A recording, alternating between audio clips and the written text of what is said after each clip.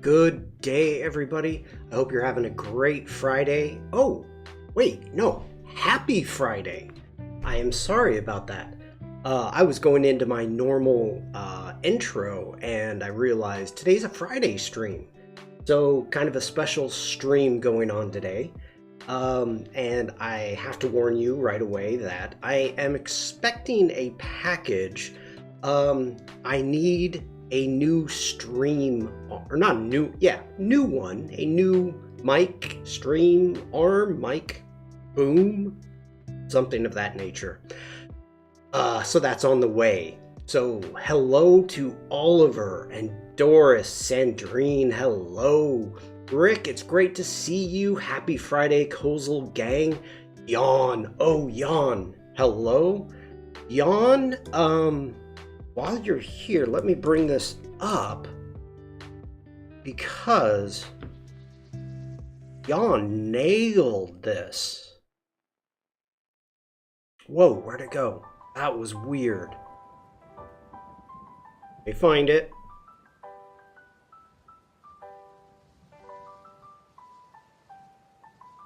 Yawn, I don't know if I can actually play the music. So I'm not going to, but the music that you've got with it is awesome. It's awesome. This is Yawn's Instagram. Let me post this into chat. So if this is, well, let me know if this is copyrighted or not, if the music. Kirsty, hello, it's great to see you. You did a great job cutting this together with the music. Just everything about it. It was awesome, or it is awesome. So I want to give a shout out to Yawn. It's copyrighted. Okay, I can't play it. Since I'm on YouTube, I can't play it, but the link is in chat. So everybody go ahead, click on it, check it out in chat, and make sure to give it a like because it's definitely worth it. So way to progress, Yawn. That's a big thing. So that's cool. All right.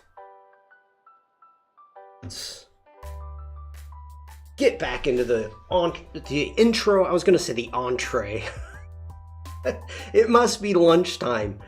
Yawn says thanks. You are welcome. By the way, I did not say this. Rick said, happy Friday, Kosel gang.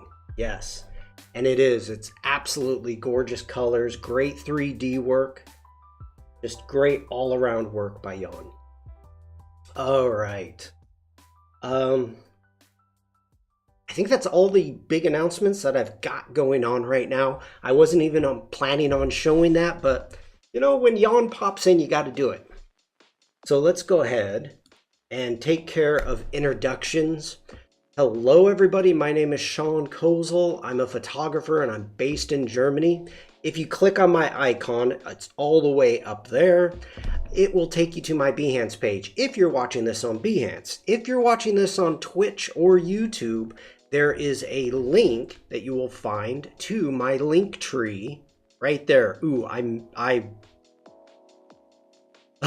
that's gonna take some time to get used to. I'm gonna have to change that. I don't like it. I've changed my settings for my zooming. I'm gonna change that really quick because that's gonna drive me crazy. To give you a little bit of background, I was doing a tech run with Adobe Live, and I was trying to get together some of my zooming, and I changed some stuff up, and it was like, ooh. I think this is what I like. Okay. Let me test that. Yes, that's what I like. All right. Ooh, sorry about that. Okay, if you're watching this on YouTube or Twitch, you will see a Linktree link right there, which looks like this. If you want to jump into the Behance stream, which is where it's happening, this is the best community. the most active chat, and they're just funny. So if you want to do that, jump over to Behance right there off the link tree. If you scroll all the way down, we've got join my Discord, which we'll be talking about my Discord shortly.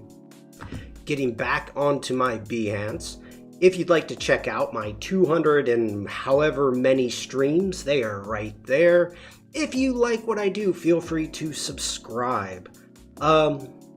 We love welcoming new people. We do, Kirsty. We do. Let's see here. You can check out my past work. I've got links to on my link tree, but if you would rather scroll down and go deal with these links, I've got all these links also.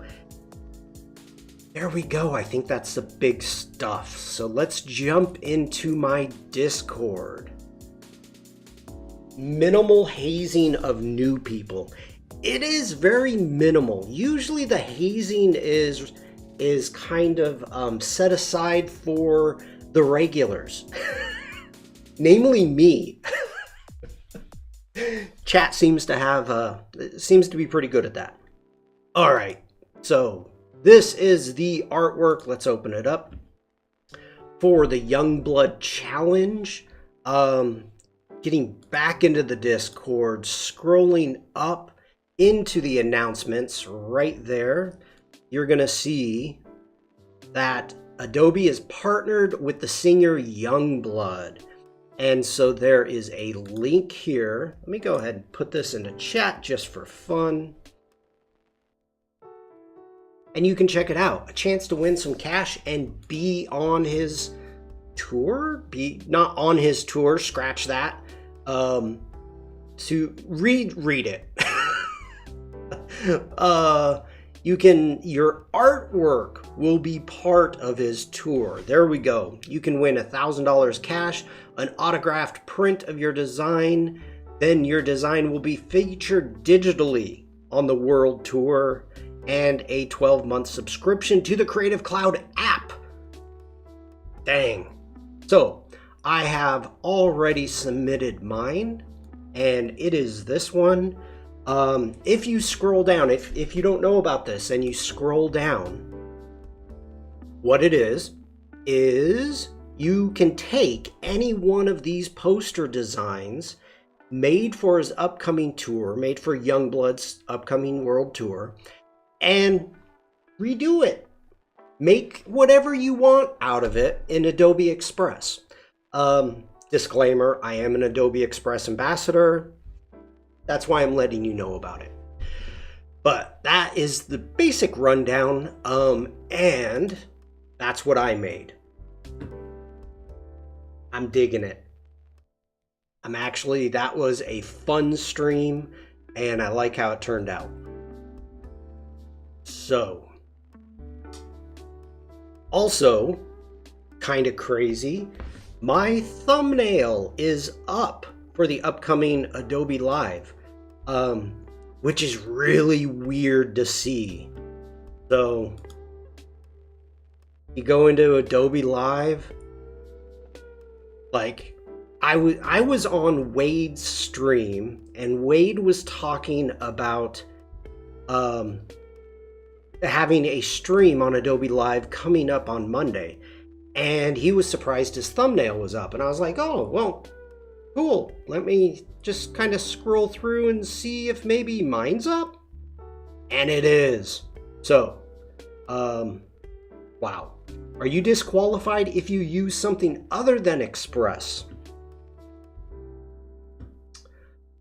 I'm gonna say no, Rick, but the issue is to start, if you want assets that are actually made by the design team for the World Tour, not Adobe, but actual Youngblood's design team, to use any of the assets that they made, you would have to at least start with a Adobe Express template.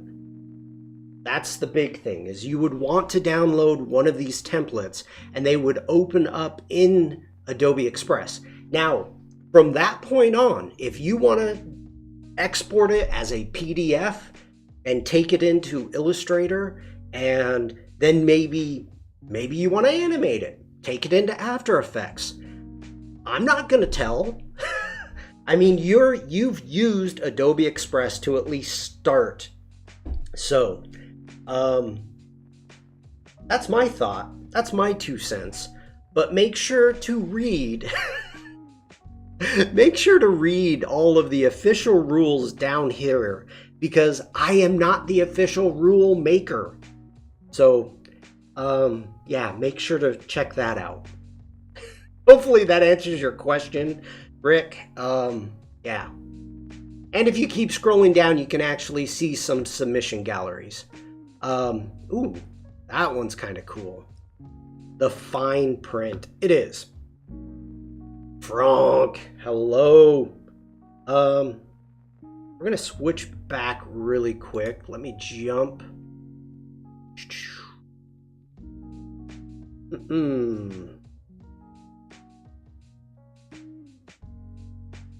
Make sure to read the terms and conditions. Yes. So, just so you know, someone in chat has just started streaming. I think maybe it's their first stream. It's a bit of a quiet stream, unlike mine where I talk nonstop. But Frank in chat has actually started streaming. So make sure, and you know what? We're gonna put this into chat because this is what we do. Oh no, Frank says. I'm equal opportunity when it comes to calling out community. That's all I can say. So make sure, give that a check. I shouldn't say hi. Frank, come on, man. You did great work. Now, I am not against the fact of doing a silent stream, a no camera stream. It's not for me. But for you to get started and to actually start streaming, good for you. And let's check something just really fast here. All right, so live streams. Okay, one, 12 hours ago. But I dig it. I dig it. Congratulations, Frank. I'm a man of few words. I doubt that. I really doubt that. But congratulations, Frank. I'm quite proud of you. Great work. Shawn Showboat Kosel. Because I'm on camera, Rick? Come on. Come on. Okay, so that's the big shout out there. Where were we? Back onto my Discord. Frank, I enjoyed it. You're welcome, Frank. I did watch the replay as soon as I saw this morning that you were live. I did watch the replay. So we've got that stuff. If you're new to my Discord, we've got your photos to edit. So if you have a unedited photo, preferably raw, but I'll take JPEGs, that you would like to see how I would edit, make sure. Send it in. We've got community artwork and project feedbacks. So let's jump into here. We have Bruce, which Bruce isn't here yet, so we're going to skip Bruce. I don't know how you follow the chat during your streaming. Okay. Tangent time. Because Frank is new to streaming and anybody else that possibly could be streaming. First off, this is the Behance page in which you fill out when you are about to go live. So you put in your stream description, your title, blah, blah, blah. Over here, you have a pop-out chat. So the big thing that I do is I actually have the chat set aside. Now I'm using about 2/3 of my screen. Khalid, hello. Because I've changed the resolution of my main monitor so that everything can be a little bit bigger for you to see. I want to make sure that you guys can actually read the stuff that's on the screen. So I've changed the resolution. my screen is smaller. So what you see, and then I've changed the dimensions to fit in OBS. So I actually have my pop-out chat right next to the window so I can see what's coming up. Now, if you are watching this on YouTube or Twitch and you wish to say hi because I've got YouTube and Twitch chat over here, which tends to be quiet. So every now and then I glance over here, but I've also been doing this for over 2 years, Frank. I've got practice. I didn't know about the pop-out chat. Oh, the pop-out chat is one of the most important things. So right up here under chat, we're right next to turn chat on and on. Pop-out chat. Just click it and it opens chat up in a separate window. So I love that. That's one of the best features that Behance has come up with in a long time. I don't ever know, but I just have to play with it. But I don't have a second monitor. George, hello, happy Friday. Kirsty, for you, I cannot remember if you're using a Mac or a PC, but there is a way to make it so that your chat will always be on top. I can't remember what it is. I don't need it, so I don't know how to do it. But there's other people like Ryan Selvey, and I think Unicorn has done it in the past. And okay, I use a PC, Kirsty says. There is a way to do it. There's a plugin, and you actually make your chat being like a primary window, so it's always on top. That way, you're gonna see it, and so is everybody else. General, good day there. Okay, honestly, if there's any more questions about streaming or anything else, feel free to ask. That's why I'm here. Well, and to waste your time. Okay, we got Bruce. Bruce is not here yet, so as I said, we're going to skip Bruce. Let's jump over into the project feedback. We'll jump into Bruce in a moment. Now, Lydia, I don't think I saw Lydia here yet either. I didn't. Doris is, yeah, Lydia's here. Hi, Lydia. Look at this, perfect timing. She slipped in right before General did. So to begin with, we're gonna open up that, and I'm going to go ahead, let's copy this. And Lydia, we're not gonna do, oh, there's Oliver on Twitch and YouTube. Hi, Oliver. We're not going to go over everything, but I think the changes that you made are really important to take a look at. So this is the project. This is an Adobe Express page. And so always two Olivers there. Yes. Lydia, I see you. So this is the original one, and we went through it. We looked at the artwork. I'm not going to look at the artwork again because Lydia knows we love it. And let me get down to the one section. It's got a good flow, and then, oh, it updated. Ooh, it updated the old link. That is interesting. I didn't expect it to update the old link. Okay. So Lydia, to give you a little bit of background, she updated, she had a page, an Adobe Express page, showed it, we looked at the work, we enjoyed it, and I gave some suggestions, and Lydia came back and changed it. The flow going into the vampire was the only issue that I had on the original page. And so she changed it. She added the page scroll, and, well, it updated the link. So that's cool, Lydia. I didn't know it did that. She added the page scroll rather than having the poster by itself.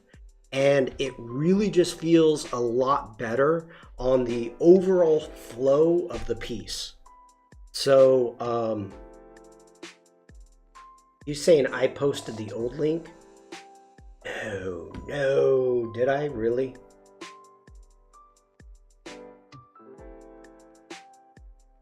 She altered the link.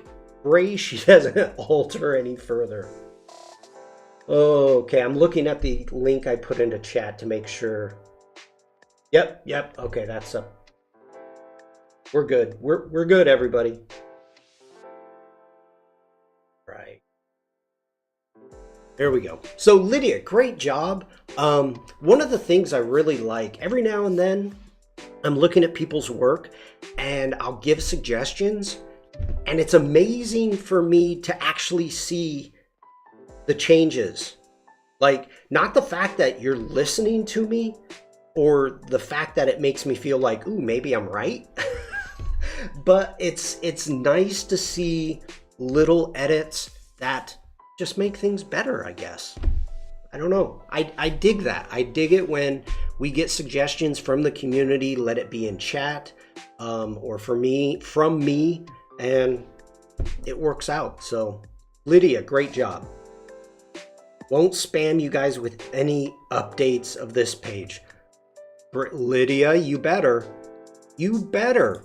This is the whole purpose of the Discord. I mean, really, if you're not trying to make things better and sharing it with the community, what's the point? I mean, like, I want to see if you're making changes.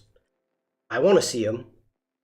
It doesn't mean that I have to actually show it on the stream, but I'm interested. I'm interested. So please keep it coming. All right. We also have a community challenge going on, which will continue on for the rest of the month at least. By the way, happy March, everybody. Happy Women's History Month. There we go. Yes, Women's History Month. So we've got the Creative Circus. You can see some of the work that people have been doing with the Creative Circus. So we got swag. We got merch to give away. So make sure to get your work in. Also, if you post it to Discord, let me scroll up. I'm scrolling fast. Sorry. If you post to Instagram, excuse me, make sure to use the hashtag Creative Circus, spelt just like that. Sandrine says, I thought I would be safe from work today, and then I just have something to do now with a deadline. Sorry, Sandrine. I didn't mean to send it over right away. I tried to schedule it for after the stream. So, okay. It will wait a bit, I think. Nice. No, it wasn't me, Sandrine. I'm joking. Let's go ahead. Let's go search and see if we've got anything new. Okay, we don't. All right. I just wanted to check out Instagram. Hi, Jack. Good to see you, Jack. All right. I think as of right now, that is it for the announcements. Let me jump into YouTube really quick. Gareth, hello. If you are interested, you can jump over into my YouTube and see the Adobe Live promo that I made. That is for the upcoming stream. Now, Adobe Live, I talked to you earlier this week about it. Adobe Live wanted to make some changes. I sent over the source files. They did. And I don't know if that's something you guys really want to see because it's not that huge of a difference. I may post it when it gets closer, but yeah, I'm going to hold on to that. Okay, Jack is saying, Frank, I saw you went live and I caught it just as it ended. I was so sad. Well, I'm interested to know how chat was, Frank, because you did say...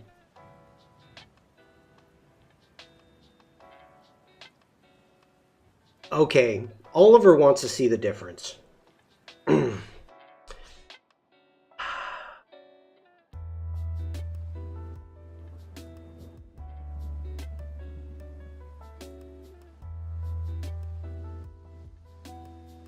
Let me open this up really quick. Now, I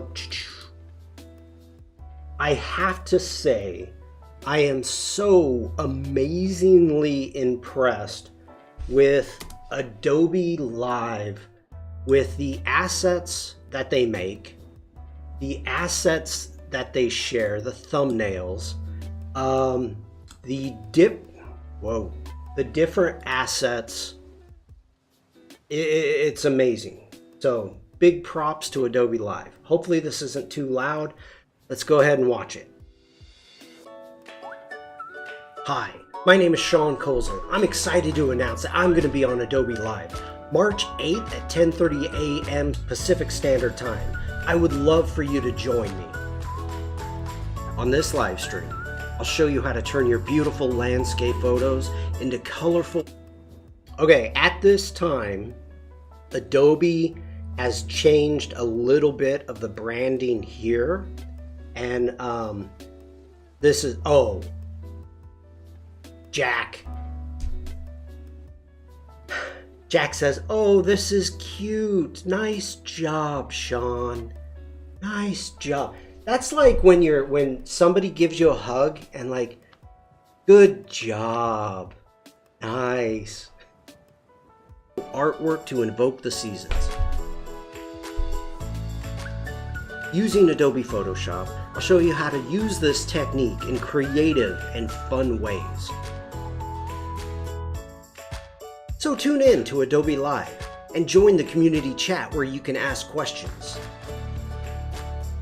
Leave a comment below and let me know what your favorite Adobe app is. I hope to see you on Adobe Live. Okay, so the main thing that they changed was a little bit of the branding. And Jack, I know, thank you. I was joking. You can be proud, Shawn. Thank you. I was talking with people last night and I was like, I made a promo and I've never made anything like that in Premiere before. And so I'm sorry that whoever I sent it to had to see that file. Jack says, I've never made a promo before for anything I've done on Adobe Live. Jack, you don't need to, though. Not that different. No, Oliver, no. Like, let's jump into here. Hi, my name is Shawn Kosel. I'm excited to announce that I'm going to be on Adobe Live March 8th at 10:30 a.m. Pacific Standard Time. I would love for you to join me on this live stream. So you can see that just a little bit of the branding up here by my head. I'm on the wrong side of the screen. Little bit different branding, things of that nature. That's the big thing that they did. Everything else they pretty much kept the same. So I'm proud of it, to be honest. Like I said, I've never made anything like that again. Hope you will teach something new. Adobe is excited what I'm going to be teaching, and it's nothing new because if you've been following me for the last 2 years, I do everything here. I may just have a different audience, that's it. Yeah, it's what I said the other day, just wanted to do their branding themselves. Yes, exactly, Oliver, you're right.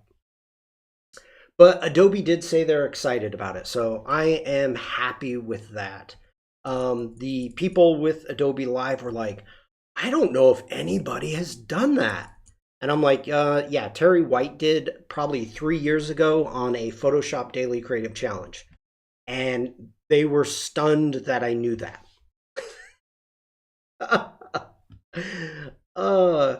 Kirsty says, that reminds me that I need to keep trying to stream.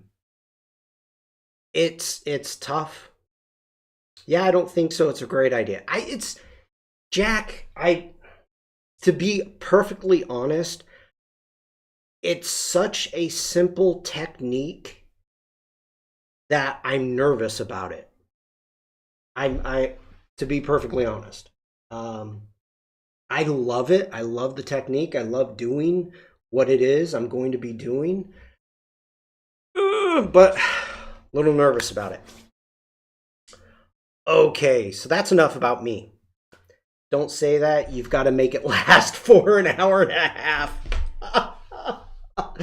No pressure. Well, okay, hold on. Wait.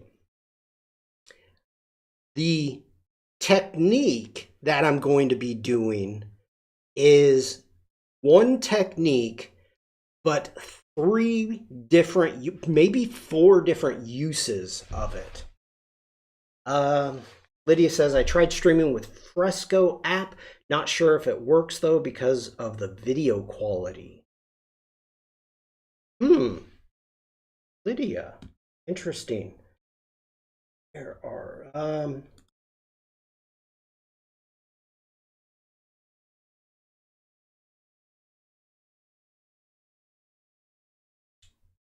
this one. This is a while ago.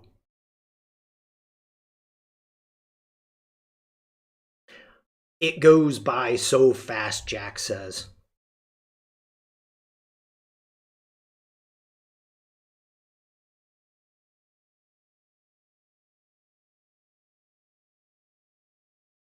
That is a nice varmint.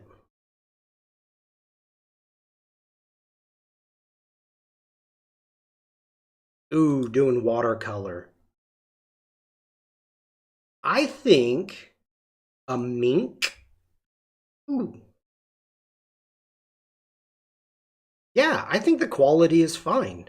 I mean, it's Fresco. This is what it looks like. Now, of course, you can take it a step up if you wanted to, Lydia, whereas you can stream it through OBS. You can add overlays on the side because you've got all this blank space over here. All that. So, yeah, I think it's great. Keep it up. I try to promote everybody. All right, back into Lightroom Classic. From an iPad or from Windows. Ooh. You can stream directly from Fresco, Jack says, but I usually turn off the front-facing camera unless I'm in big head mode because the angle is not fantastic for drawing. Turns into a nostril cam.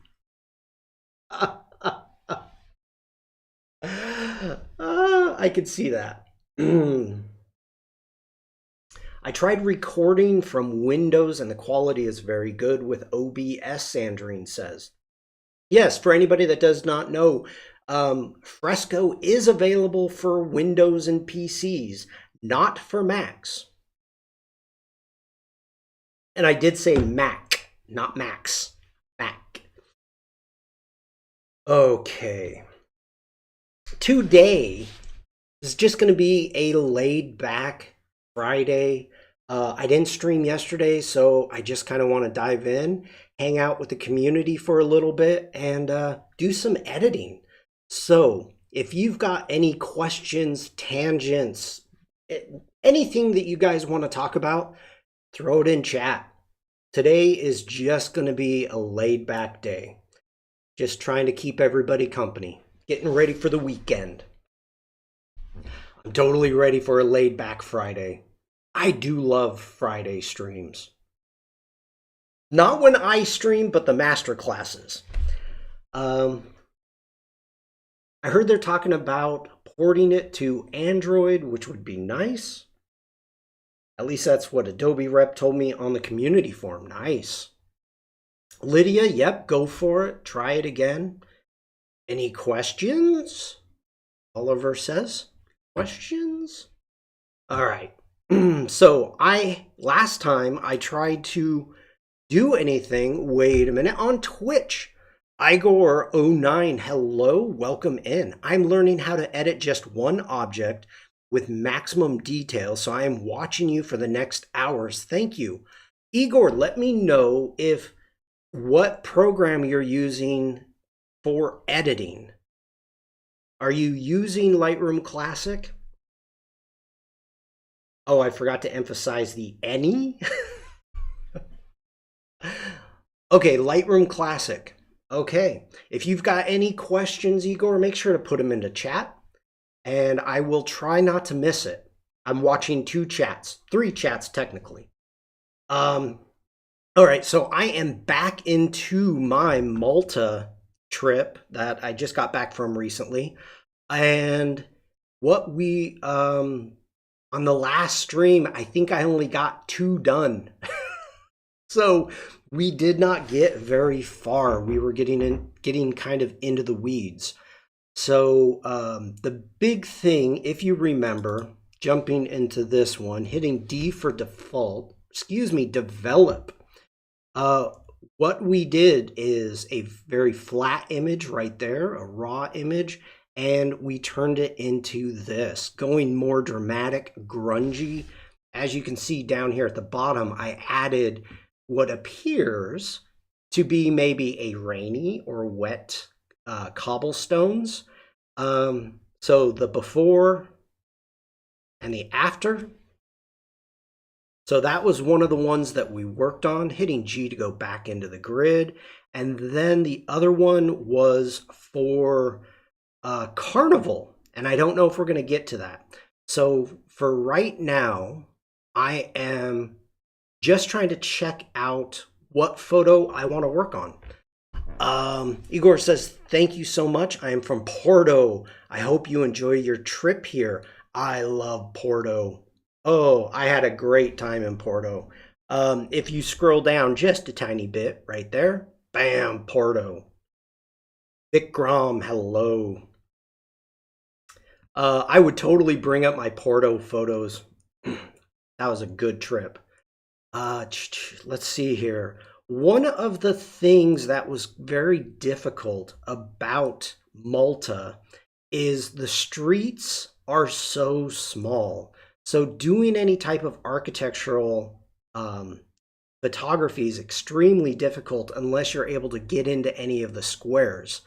That's great lighting. I like that. Let's do some of the ports. So I was right on the water, right as the sun was setting. So let me take a look here. There's a minimalist photo that I want to really work on to get into.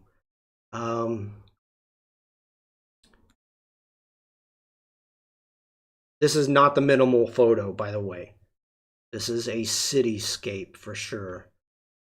But I love the idea of having a little bit of movement there with the boat and having it on that side. You know what? We're going to start with that one. See what we've got. I think I want to start with this one. The Notorious Monster of Malta. Okay. Sandrine is talking about the raptor. So for those of you that may not know, which I did not know until I saw this raptor and went, why is there a raptor here? I'm on the wrong side. So parts of Jurassic Park was filmed in Malta. So that's why there's a raptor there. Kirsty says, if you want tripod shots, I would recommend a platypod because you can get them into smallest spaces and also they work. Good tip, they're a place to shoot down for a cityscape that you shot. Shot down. Vikram, do you mean yeah, let me scroll down because the next morning the place that I was staying actually had a rooftop breakfast. So that one I'm kind of shooting around the corner, that's why it's not straight. but taking, you know, whenever you get an opportunity to get up onto rooftops, do it. I love it. A lot of old cities like Dubrovnik with the red tile roofs, oh, gorgeous. And in England, I love the chimney stacks. I love those. Love those. Okay. Let me get back to the photo I wanted to work on.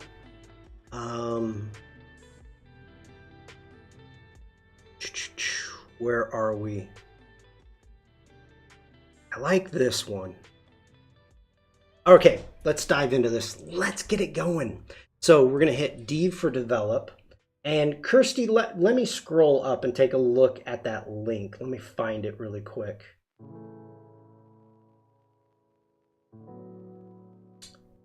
A platypod. I want to join that. No.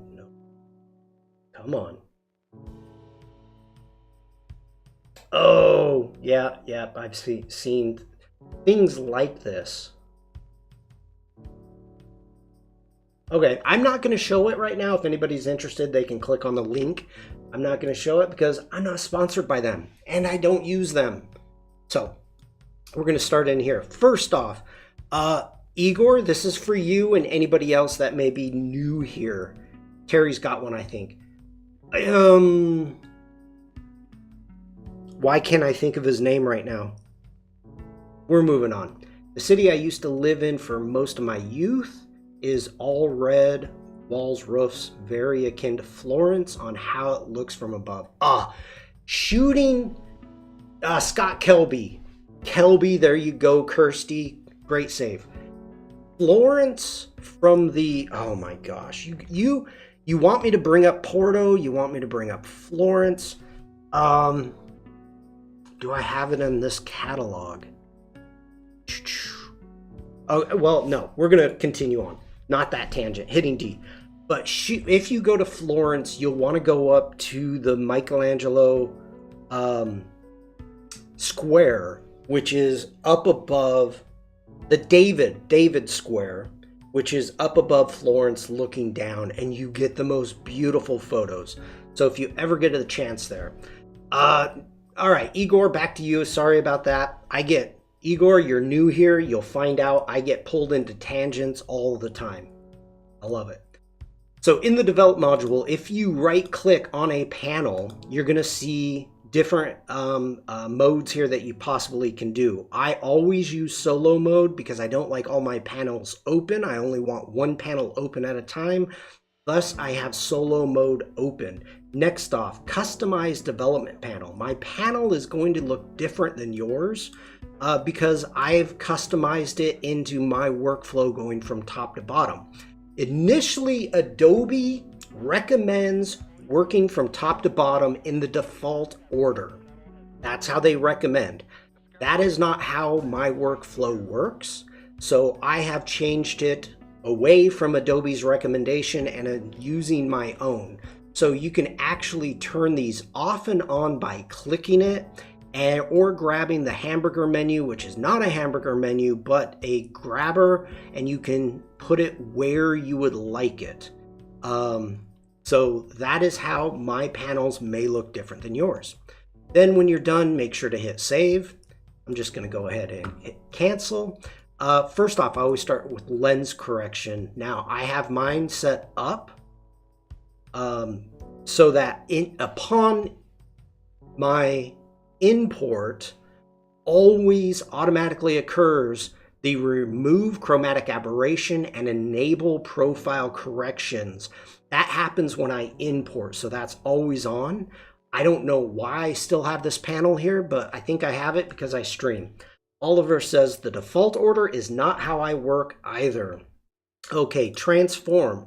Now, if I had a lot of up close buildings, I wanted to make sure we're straight. This is where I would do any type of transformation, but actually for getting a good horizon, which I want back here, I'm going to use the crop tool, and we're going to come down, and to the angle, I am going to grab the ruler right there.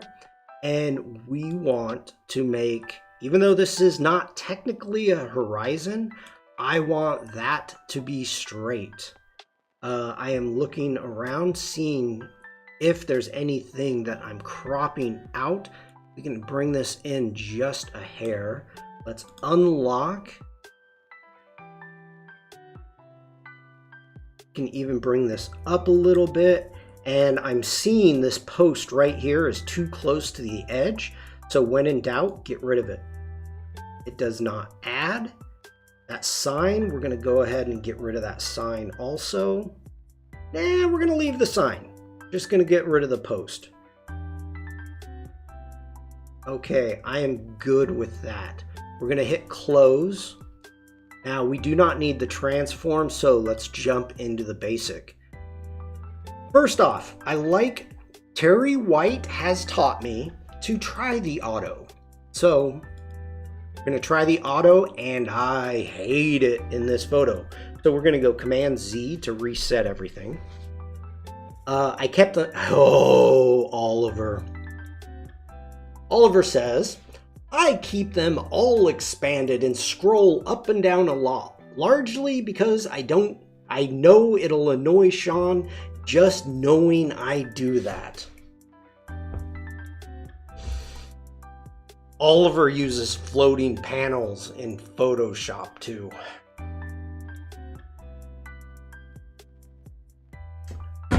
And I just spilled all over me. Make sure your sippy cup top is on all the way so you don't spill on your computer. Oliver says I do not. Right, Oliver. Okay, so first off, let's go ahead and deal with some of the highlights. We're going to bring the highlights down. Now, normally I would bring the shadows up, but I'm really liking where the shadows are. I'm kind of looking in the details that we're getting here. So I may... You know what? Let's keep the shadows down. I like that actually. Next off, because I'm dealing with the shadows, I'm going to jump up here. We're going to grab a mask. And I'm going to grab let me see, let's grab a linear gradient mask. And we're going to pull it from that corner right there. We're going to bring it around just a tiny bit to line up with that rail. Let's bring this down a hair. Bring that up. And I do want to bring up the shadows right in front. I'm liking that. We're going to increase the blacks just a little bit and increase the whites. I start with my panels organized, and then by the time I'm done working, pure chaos, floating panels everywhere. Yeah, but you're talking Illustrator. I'm guessing. I feel I have a different workflow in Photoshop than I do in Illustrator. Illustrator, okay, this is an interesting thing. Illustrator for me, due to the fact that you can place your assets anywhere, like you've off canvas, you've got stuff over here, it feels like it's chaos. I kind of really like Illustrator because of that. When it comes to Photoshop, you have a canvas. This is where your work is. Everything is nice and neat. Boom. In Illustrator, just pure, let everything go everywhere. It doesn't matter. I like that. My workflow is the same in all of them. Try stuff and see if it works. Yeah. Just so you guys know, one of the reasons to increase whites, a lot of the time just increasing whites instead of increasing an exposure will control your colors better. Every now and then, use exposure, but for the most part, just stay in control of your shadows. So I like where that's going. Let's hit the toggle up here to see the mask off and on. So we can toggle that off and on.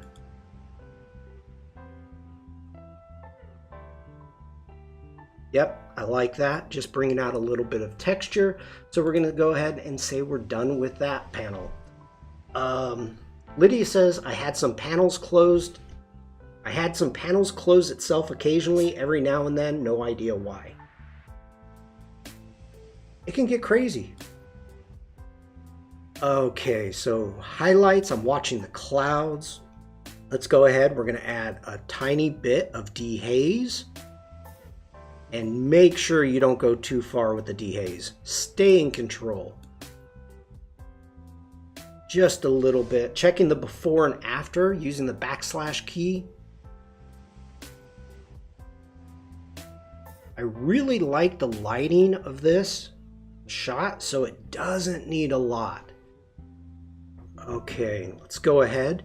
Let's bring out some texture. A little bit of clarity. And we've got no people in this shot, so we can increase the vibrance a little bit and also just a touch of saturation to bring out a little bit more warmth. And if we wanted to, I think we can bring out a little bit more warmth. Hello, i7 Player 1. That is some cool emojis right there. Muhammad, happy Friday. Good to see you. So we are just going to warm it up a tad. I don't want to go too far. Let's reset that. Just double clicking will reset it. So just a tiny bit of warmth there. I like where we're going. All right. I don't think we need to dive into the tonal curve. I don't want to get too crazy here dealing with the color calibration. Just you know what? Let's bring the ship out though. Let's do that. Let's jump in our masks. Let's get some local adjustments. Can I get your professional takes on my framing? Yeah, I'm kind of interested in how you would show me. Okay, so what we're gonna do is we're gonna grab a radial gradient right here, and I'm gonna do a really subtle, like as if the sunlight is coming from this edge here. Let's just increase it a little bit. We're gonna bring it down. Okay, so we're gonna see how this works. It may not be well, it may work, I don't know. I don't own a camera, but I take pictures and make videos and games to practice what I learn. Oh, I'm with ya. Okay. Interesting.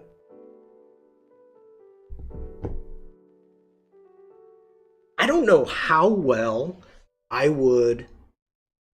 I'd be able to help you with that. But I'm interested in seeing some of that stuff. General says burn that ship. I mean dodge or whatever brightens. Okay. So I just made a Need for Speed short. Okay. I am not a gamer anymore. I have kind of gotten out of my gaming a few years back. So we're gonna increase just a little bit, and we're gonna warm that up.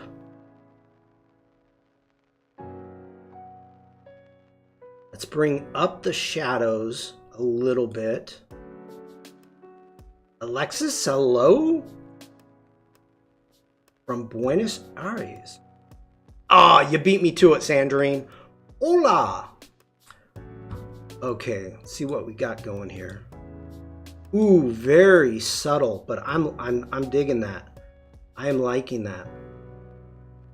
Okay, we're gonna jump into our effects. Next off, we are going to go ahead, give a little bit of a vignette. Not much.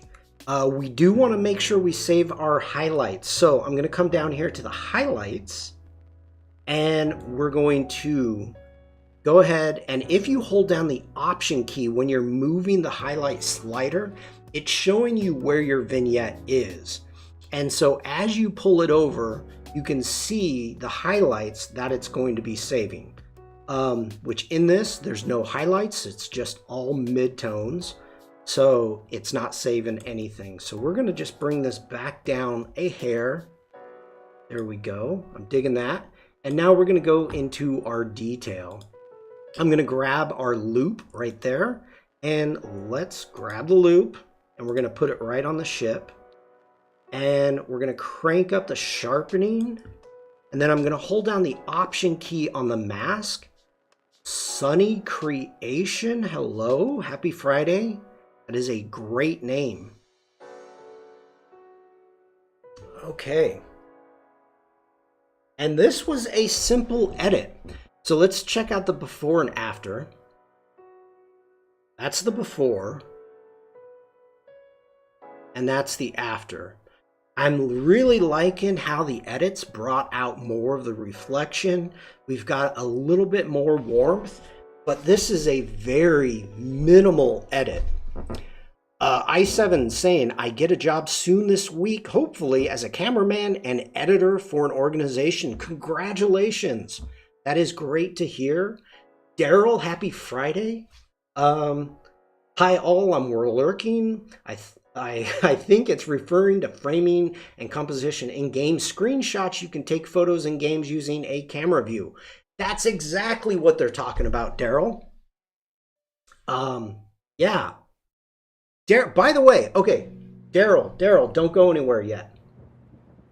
I7, you need to come over to Behance.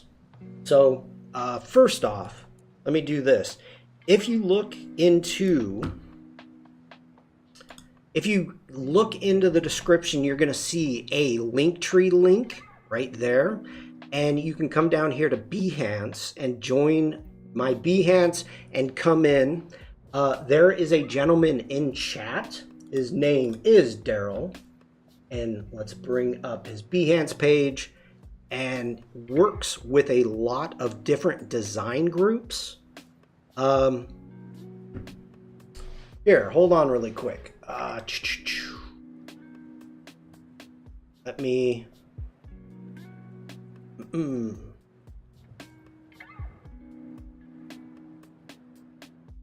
Sorry, everybody. Give me a moment.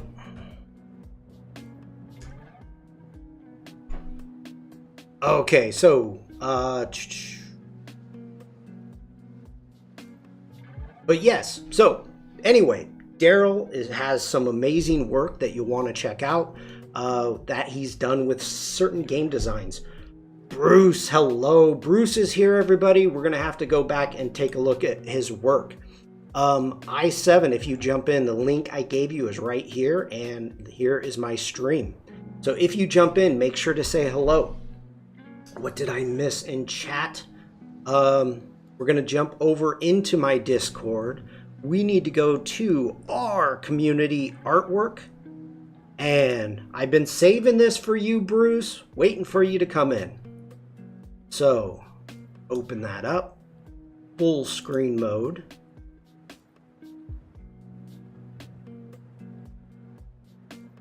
If anybody wants, follow along and check this out. Sandrine, have a great day. I will talk to you this weekend, probably for no particular reason. All right, Bruce says, good day, Shawn and the creative crew. It's been a while. I've actually posted anything. Here's a Maddie paint along that should break that streak. As usual, I showed a little bit of my process. I didn't save a color block stage, but did add a sky replacement to see what it might look like. It's a photo of some clouds I found in my stash. I think it works. Let me know what you think. Next on my list is my Creative Circus subs. Wink Punch. Thank you in advance. No, Bruce, I did not do it. I actually have been saving this until you came in. So, here we go. iPlayer on my Discord. Cool. I will take a look at that in a quick second. All right.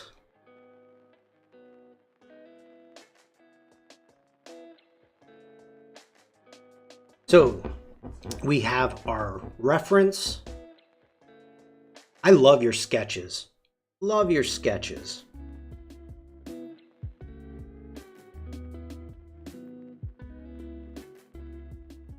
Wow, great sunbeams back here.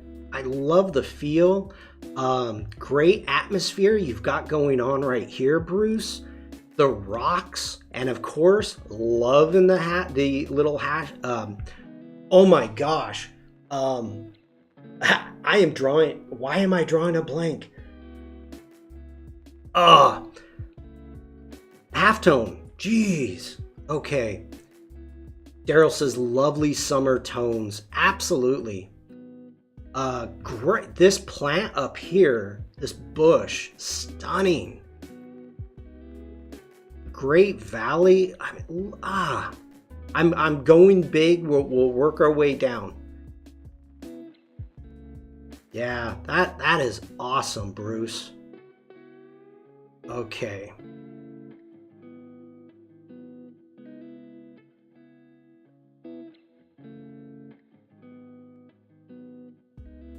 Ooh, I did not even notice that. That is nice.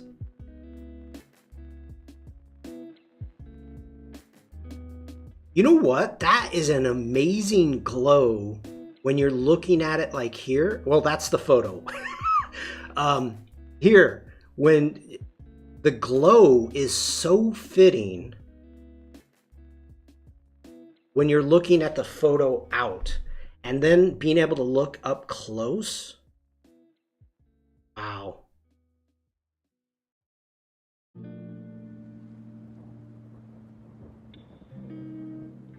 Great work on the backpack, the coloring.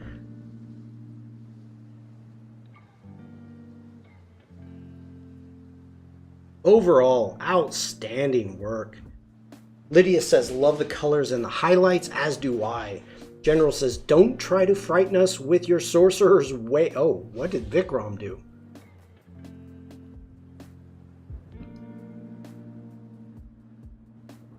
Wait a minute, I had one doubt. Instead of Photoshop or Lightroom, can we do color grade photos as JPEGs in Premiere Pro or After Effects and export JPEG original size? Sure. Knock yourself out, Vikram. That's going the hard way. All right.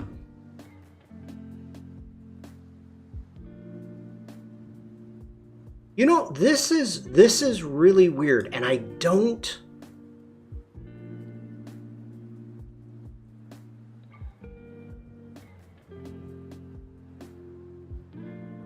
I'm looking at this.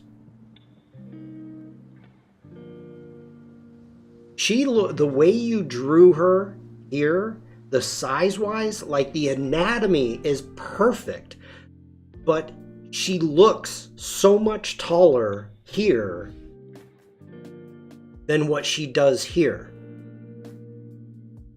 I mean, absolutely great. The song playing on my PC is Summertime Sadness while seeing this photo. I'm missing summertime too.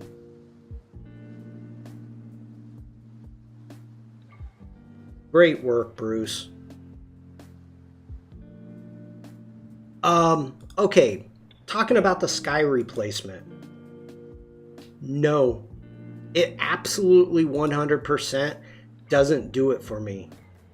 No, okay, Bruce says I totally stylized her. I dig it. This is the downfall of showing the reference and showing the finished piece.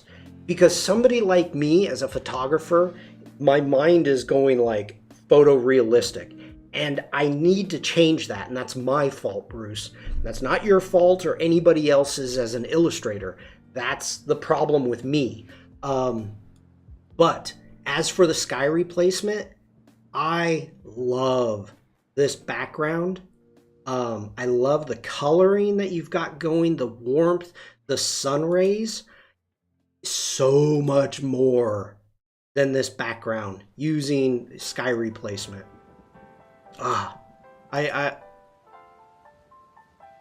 Sky replacement for me on this does not work.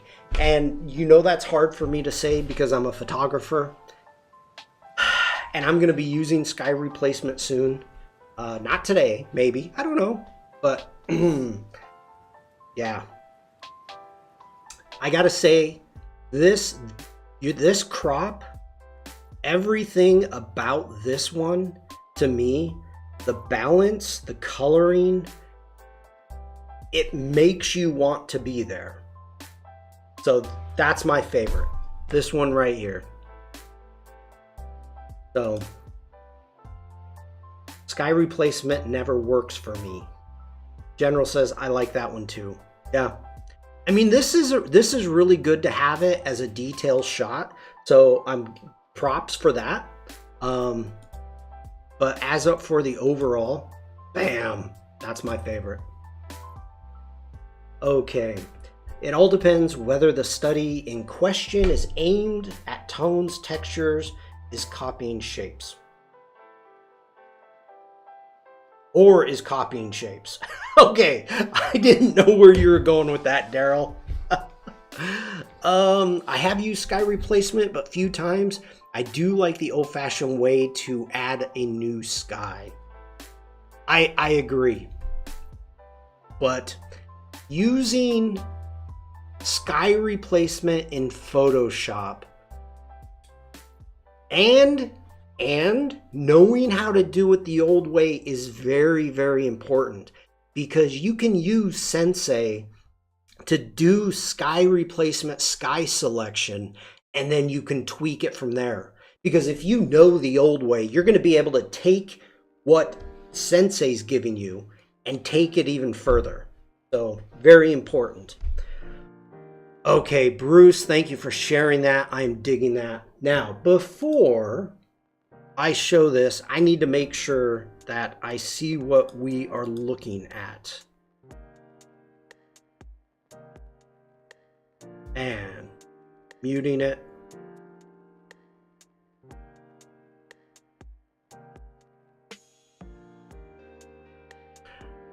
By the way, i7, I'm going to have to keep this muted because I don't know if there's music in it, if it's copyrighted, and I don't want to get kicked off of YouTube. Bruce, you are welcome. Thank you for sharing. Okay. I'm just scrolling through really quick. All right, I can show this.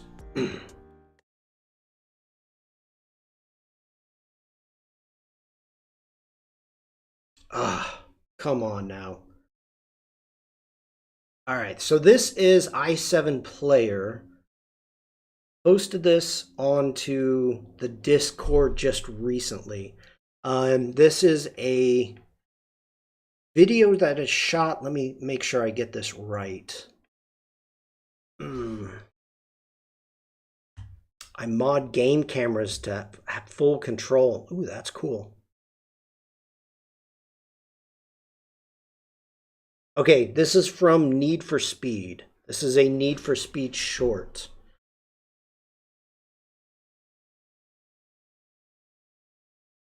That's an awesome shot. Good framing of the trees.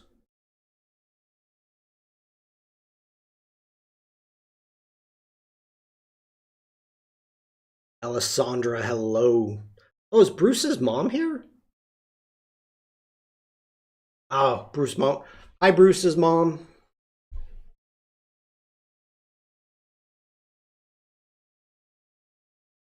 One thing to pay attention to, if you are like I'm loving these low shots and you've had a couple um really low shots with the water and the rain, is to make sure that you get the reflection of the wheels.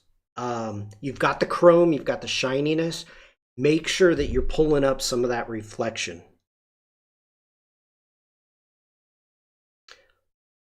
Okay, that's cool. That's actually really cool. I dig that. Nice work. Thank you for sharing that. That's keep it coming. Keep it coming. Okay. One big thing, reduce the signature and knockback. Okay, that's what Daryl is saying. Hopefully you understand what that means. Reduce the signature and knockback. All right, we're going to jump back over into Lightroom Classic and continue on. Um, all right, we're going to hit G for grid, and let's jump into the minimal. Now, we've got, as I jumped in, Frank's got to head out to a meeting. Thank you so much. I will see you in Paul's stream, Frank, and you are very welcome. Stuart, hello. Happy Friday.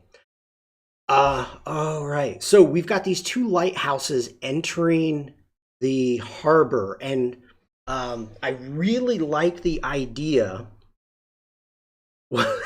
Garrett, what did I see? Garrett says, no idea how my keyboard changed to German mid-word. Oh, it did. um, that's funny. Okay. Adding rainbow at a background would be nice, right? No, no, it wouldn't. Because as I said, this is a minimalist shot. So this was an idea that I had of getting this shot, and I was trying to make it so, I can always turn the lights on. That's no big deal right there. Um, but I wanted to add a little bit more life going into it. And it just happened while I was standing there. Um, Here comes the ferry. So I'm like, oh, cool. So we've got the Gozo ferry coming in. Now I'm shooting all of these, and I'm digging the Gozo. Okay. I like the fact that we can see it. We've got the ferry. We've got the wake behind it. And so I'm thinking that that's the one I want right there. Okay, so we're going to dive into this one, and I don't know what I want to do, how far I want to go with this. It is a funky looking ferry. It's cool looking. I dig it. I dig it. Turning to night. We could go dark here. Let's go ahead. Oh, come on now. Come on. Help me out here. Let's go 300 for our zoom. And what I'm doing is I'm looking to see, before I get going, distractions. Looking for any type of distractions.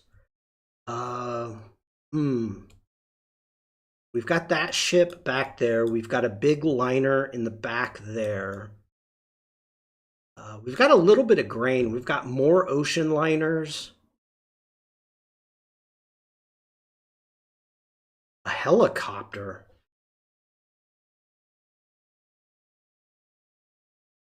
Okay. Uh, I'm okay with everything.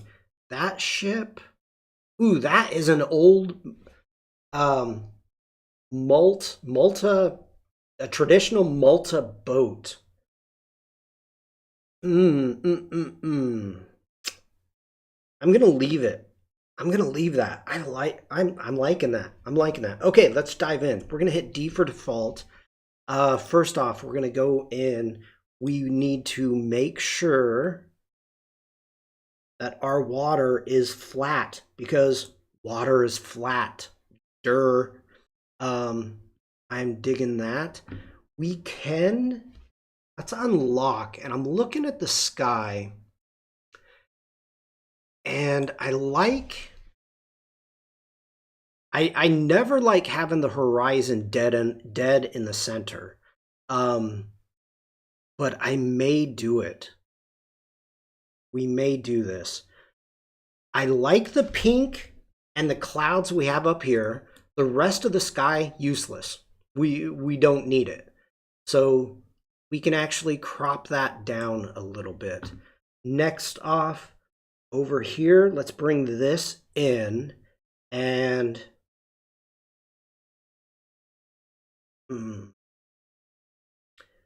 I'm making sure I'm going to hit O for overlay. And what I want to see, now I'm going to go Shift O.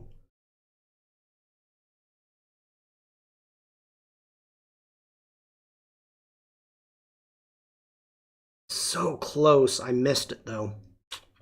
But that's okay. Yeah, I think I'm okay with that. So we've got our clouds. Then we have this cloud bank that's coming in, which is just crazy looking. We've got our horizon line. Now we've got our actual subjects, which are the two lighthouses and the boat. Shawn, do you ever frame your work to put in your house? Let's go ahead and close that. Bruce, funny you say that. Hold on.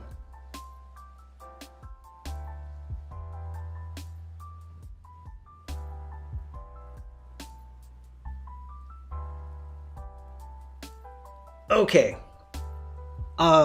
Normally, in the majority of the houses that I have owned in the past, what I've got here is museum track. So, unfortunately, I live in 120-year-old stone house, and so I'm not able to really drill and hang stuff like I have.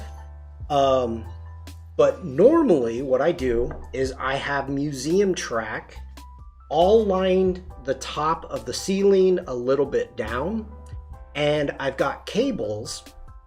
I've got my printer right there. You can't see my finger. My printer is right there. So I print, I've got hundreds of prints in which I print out. Then I put on foam board. I actually cut out foam board. I mount it onto foam board, and then I can change out through the seasons all of my photos. So this here in Germany, I've installed this track in my wife's office, and so throughout the seasons, she takes the hundreds of photos that I've got and changes them out. So that's something that I have done for years and years, and I've really enjoyed it because I've always had my own artwork up. And so yeah, I use museum cables. Now I gotta get this back. Ugh. So I can constantly change everything out. And yeah, and it's inexpensive. Okay, hopefully that answers your question, Bruce. And every now and then, like I did in Boston, I did have a framer.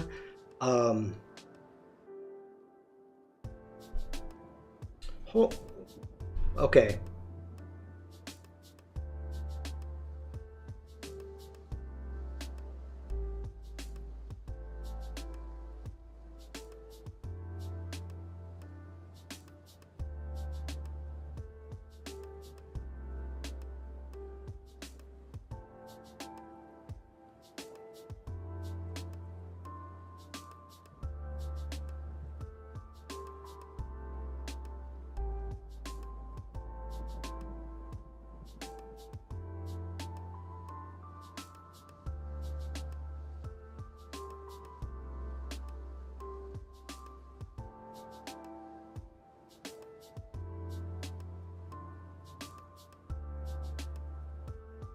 Okay, so a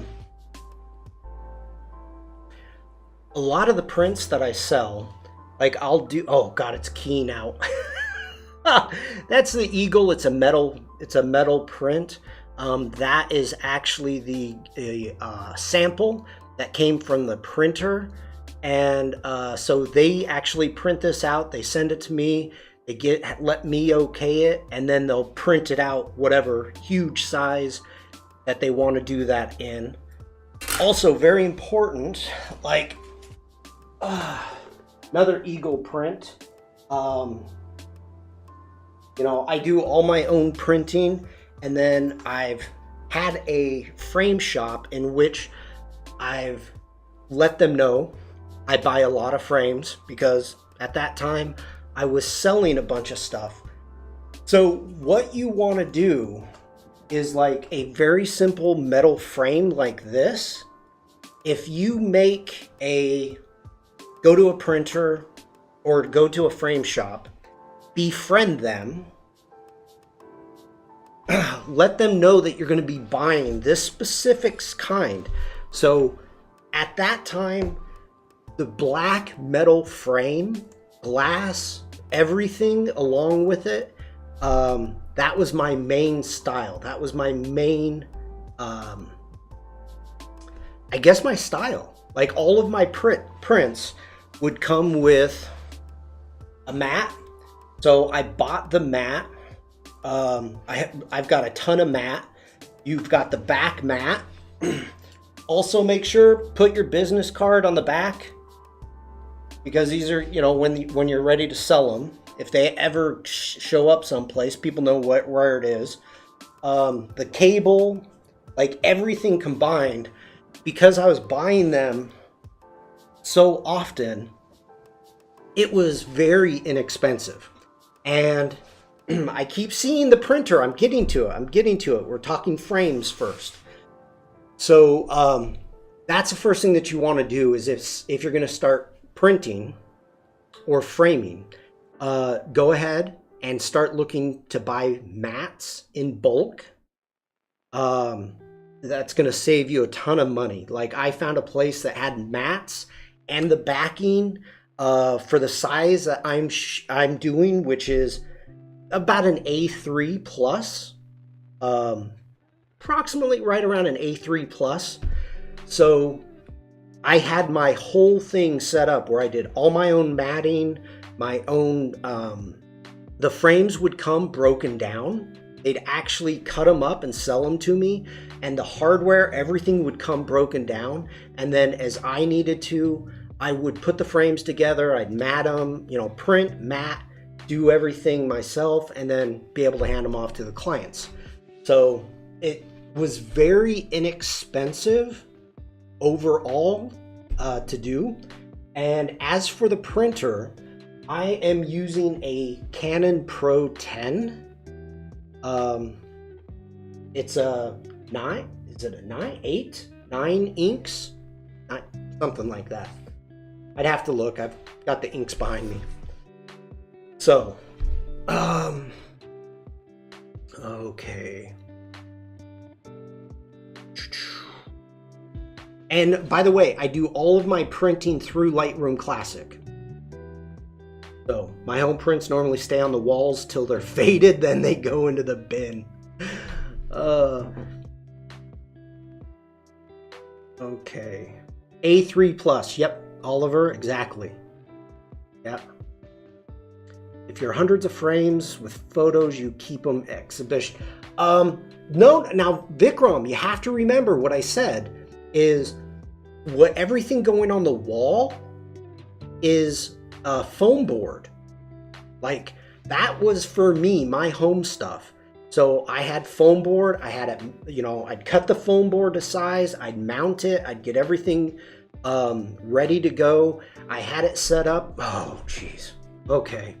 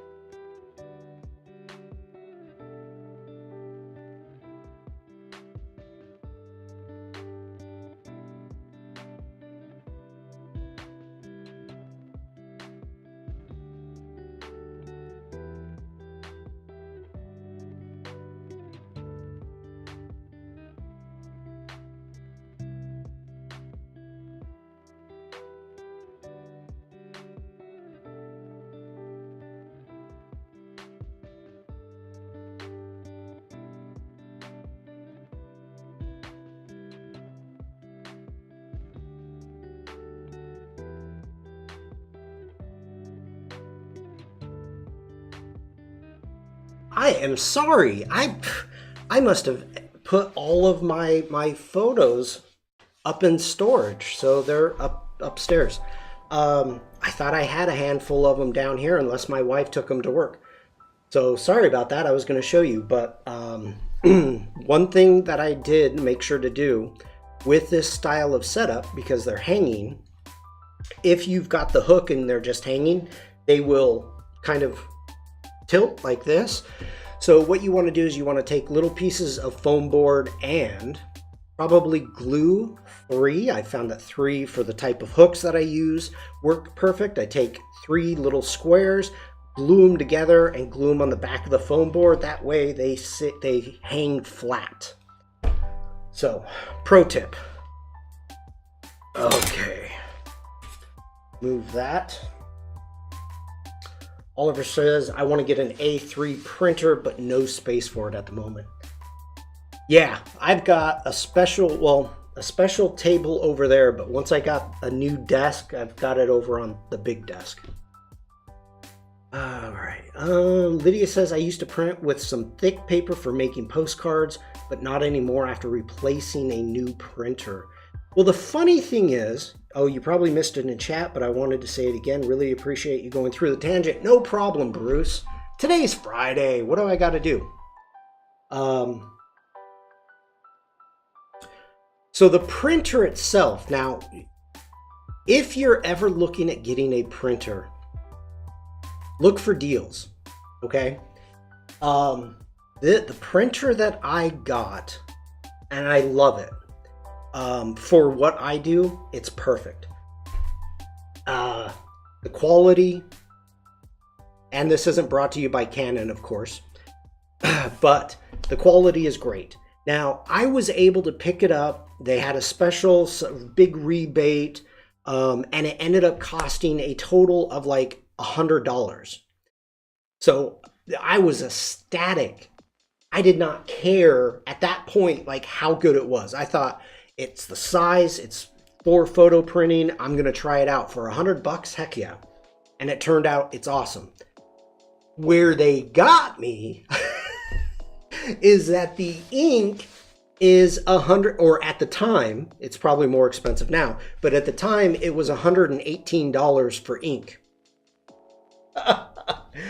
Photo paper sizes A3 plus. That's the largest size that mine can do. Okay, so yeah, I spent a ton of money on ink. I'll put it that way. But where are we? We're back unless anybody's got any more questions. I7 says, wouldn't a zipline type setup also work? I don't know. Have you noted the longevity of the ink? I mean, any fading in old prints? I have not, General, but you have to remember that I change them out a lot when they were actually hanging. So they would be out for just a few months and then they would be swapped. So if there was any fading, I haven't noticed. So, oh yeah, the ink for my printer is more expensive than the printer was. Yes. Yep. All right. So let's dive into here. I'm going to go up here. We're going to grab the healing. I'm going to go to the new eraser. What is it? Content aware eraser. And I'm going to use the wheel. Let's just increase the size and let's zoom in. And this buoy, I want to get rid of. Perfect. And looking for any more distractions. Whoops, Command Z. Okay, that's on my screen. Got a spot right there.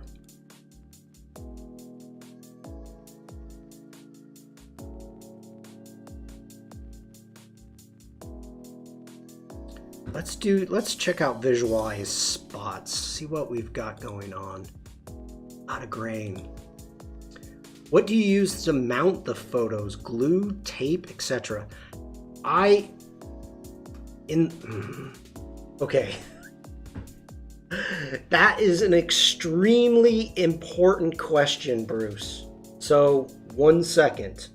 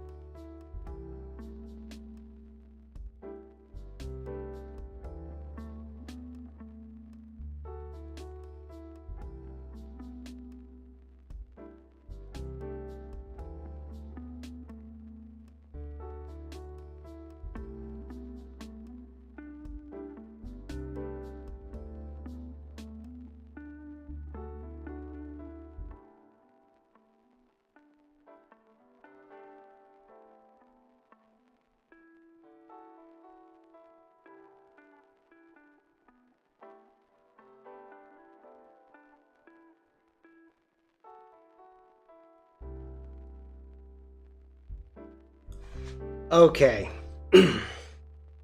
So first off, when you are looking for any type of adhesive, for the most part, what I would use, and I had a whole kit, it's been a while before COVID, but make sure any adhesives that you use are non-acid. Very important, very important. Next off, when you're dealing with mattes, you've got your matte, and also you have your backing, and you attach, so the glue is for attaching it to the foam board. Okay, very important. The glue is for the foam board. Now, when you are putting it to the mat, you want to make sure to use a hinge tape. Okay, so this is a specifically designed for digital art, and it even tells you how, well, you can't see it, it's yellow, it's keying out, but how to use this tape to adhere the photo to the mat, and then also the back of the mat with the mat itself, So you can create a fold. So it's specifically for hinging. It's non-acid. It's specifically for photos. So these are the type of things you want to look for if you were going to be doing any type of mounting. It's the tape itself is a cloth. It's self-adhesive. And so this is probably the big stuff that I've been using. The 3M adhesive spray. Ooh, no. Yeah, I mean, you can, Lydia. I started using a 3M adhesive roll in which you cut the piece of tape the size of your print, you roll it out, you've got a roller, you roll it all out, then you peel the back off, and then you lay everything down, and then you roll it again to get the air bubbles out. I don't have the control over anything that is like spray adhesive. Yeah, I tried it once and I was like, nope, it got everywhere, not gonna do it. So that's what we're doing at now. Anybody needs a screenshot, take a screenshot. There we go. It took years. It took me years of figuring these things out, making mistakes. And to be honest, that's one of the best things. I've got my own printer. So when I screwed something up, I was able just to jump back and like, it's okay. You know, it just cost me about, with the paper and the ink, probably about $6 thrown away per print. So yeah, just I wish I had my full setup, and I don't right now. It's just scattered about since COVID because I haven't done anything in 3 years. I haven't printed anything in I haven't mounted anything in 3 years. Okay. I just used masking tape. All right. We're back into this photo. This is why I only get 2 photos done a stream. And I'm okay with it. These are legitimate questions. All right, we're going to turn off visualize spots. I'm happy with where that's going. I like what we've got going on. Let's actually start editing this. So, first off, Vikram came up with the idea of maybe going a little darker. So let's bring the exposure down. Next off, what we'll want to do is add a little bit more blue. We can increase our blacks. Bruce, you are welcome.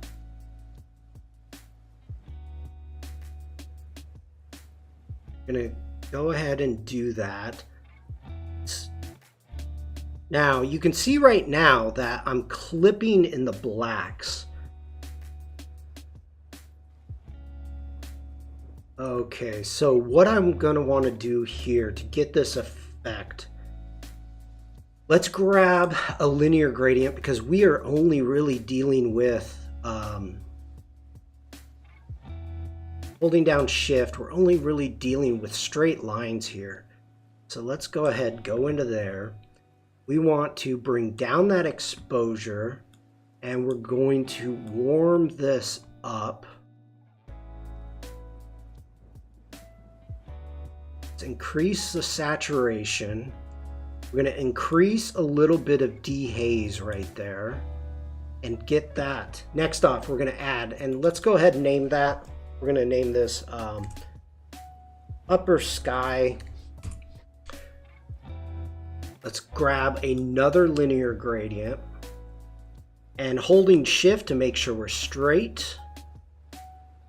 Bring this up.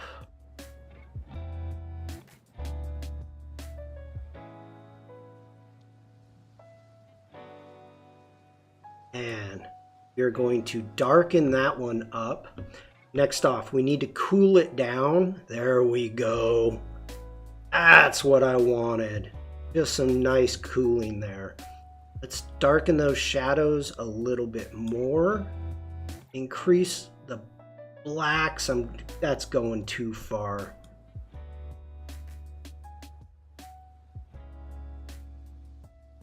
Okay.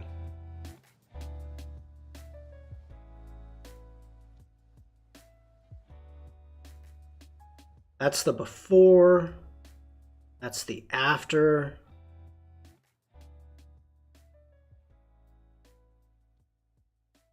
I'm digging that. I'm digging that. Okay, let's grab a radial gradient. Grabbing a radial gradient. And we're just going to give a little bit of a glow going on here. We want to make sure we increase that feather a lot. A lot. Like so. Putting it right there. And in fact, we're going to move it over just for a second. And we're going to grab a color. And oh, you can't grab a color from the... that does not make me happy. Okay.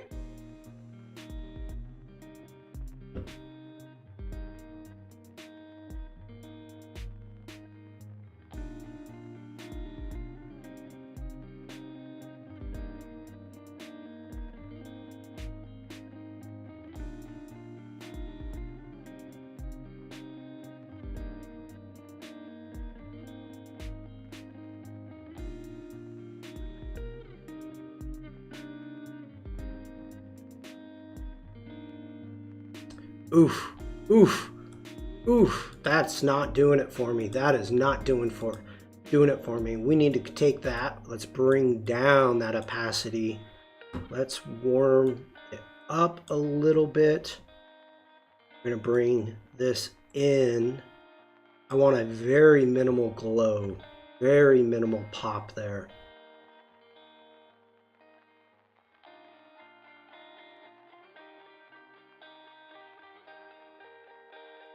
Okay, there we go. That's what I wanted.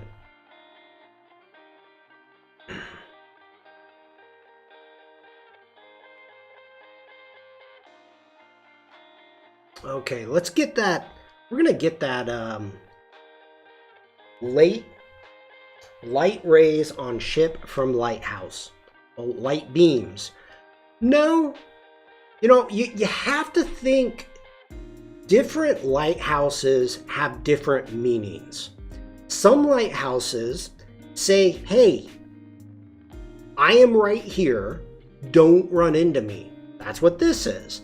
So it's just a light. It's not trying to show like the rocks. It's not one of those lighthouses that are casting the beams out that you think about that are saying if when a ship is coming, there's rocks, stay away from this area. That's not what this lighthouse is. This lighthouse is saying, hey, don't run into me. That's all it's saying. So it just needs that. Light up the other one. Yeah, we can do it. Let's do this. Let's go ahead and grab our masks, grab our 2. We're going to go in, let's duplicate mask 2. We're going to, whoa, Command Z. And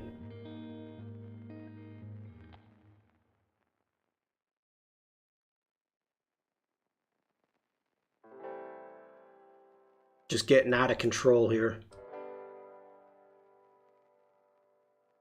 Oh, come on now. All right, fine. Fine, we're going to go big so I can grab it.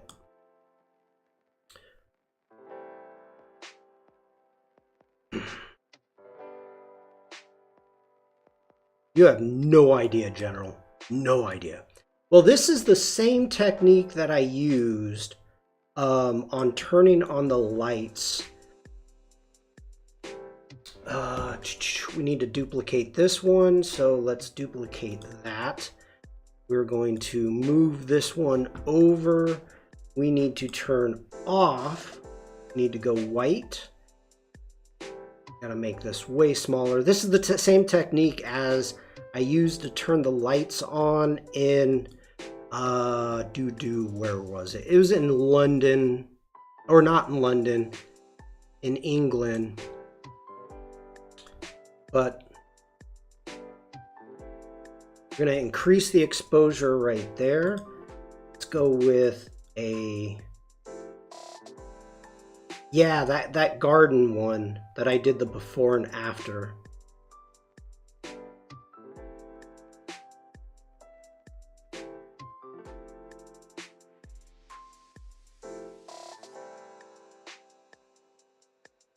Okay, where's my whites? Let's increase the whites for right now.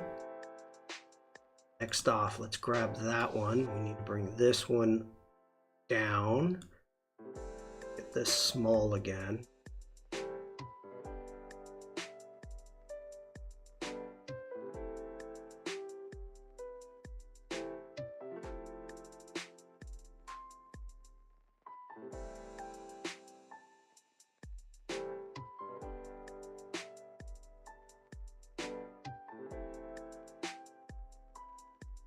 I'm going to increase that one just a little bit.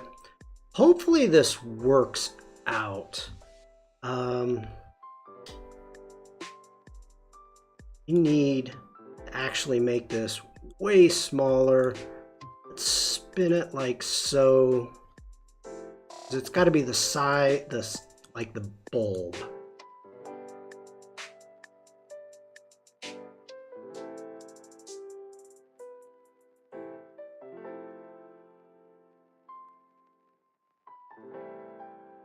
Oh, it's so close. It is so close. Don't tempt me, General. Don't tempt me. Oh, get back here. Let's get back into the masks. All right, let's name these. This one's white.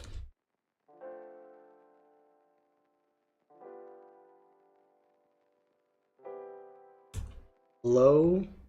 And this is really surprising for me. I need more. Usually I do not need more.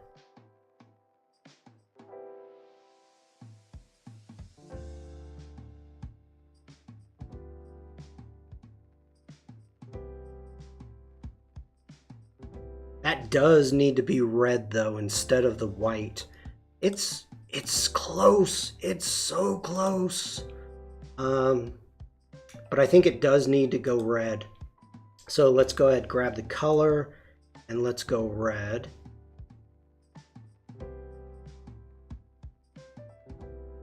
That's looking pretty good.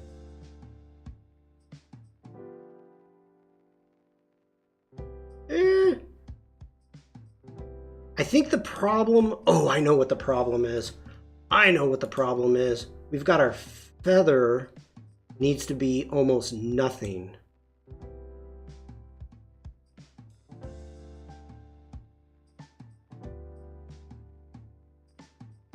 There it is. We could still go brighter with it. No, actually, I think it's good. The one on the right hand side is closer. It's brighter. The one's further back. I'm good with that. That is... Bam. Okay. So that is where we started.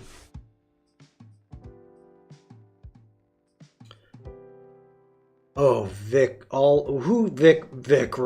Don't forget to add those glowing on the water too. You're right. Vikram.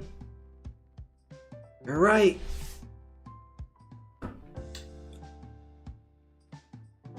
Vikram's right. He's right. Okay, so we need that glow right there. We need to go ahead, duplicate it, and... Oh, get back here. I want that one. Oh, you're going to make me do it this way, aren't you? Oh! Okay, grabbing that one. Let's move that one out of the way.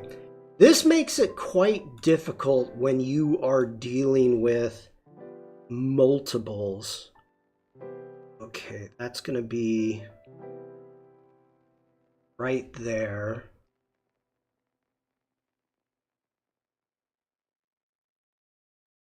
And we need to bring that amount down quite a bit. Grabbing that one, lining that up again.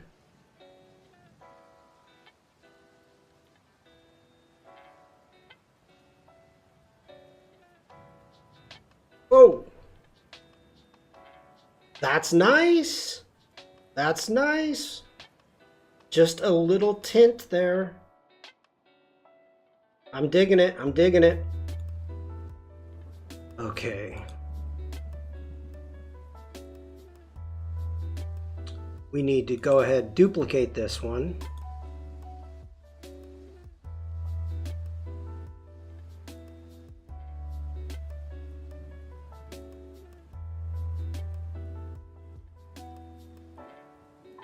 And let's bring down the amount of that.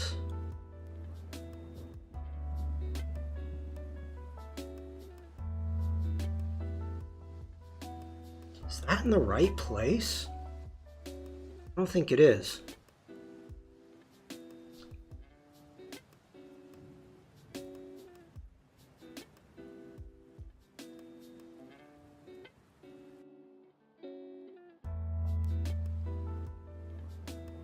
Ooh, that needs to be down. All right, that one's bugging me. We need to make it bigger. Let's grab that. Let's make it bigger.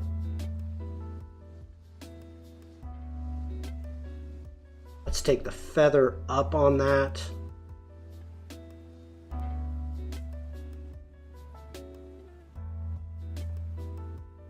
Bring the amount down just so it's just barely there.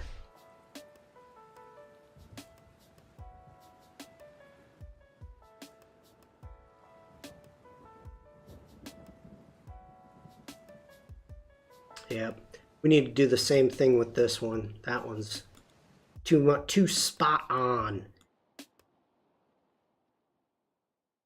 That's going to be too big.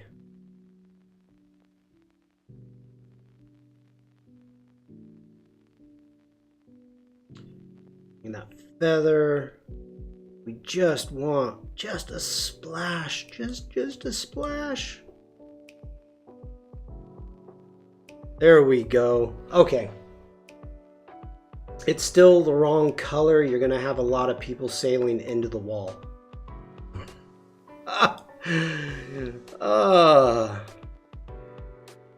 Oliver.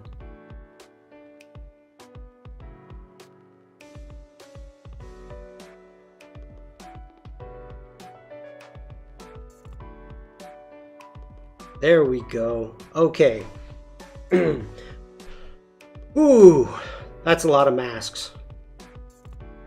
So let's make another one. We're going to go ahead and let's do a luminance mask. We're going to grab that white right there. And let's get in. Get rid of that. Do you want that pure white?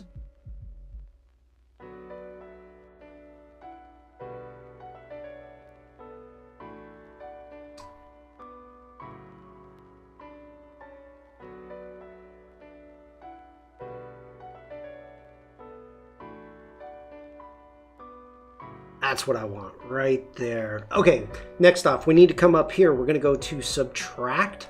We're going to hit subtract and we're going to grab a subtract brush and let's make it bigger.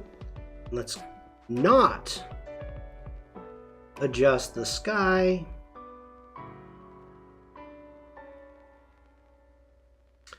Try the same photo in Photoshop some other time. We shall see which is better, Lightroom Classic or Photoshop. Vikram, you can do this exact same thing in Lightroom Classic. So Or you can do this exact same thing in Adobe Camera Raw. So to be honest, it really doesn't matter. All of this can be done in Photoshop. All of this. So either way. Okay, with that, all I'm going to do is I'm going to increase the whites on that right there. Let's zoom in. And we're going to hit add.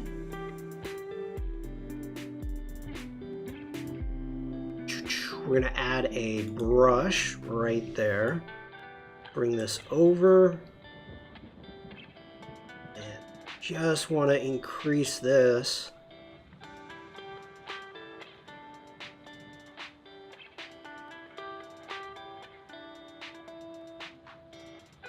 And I'm spilling off down into the water intentionally.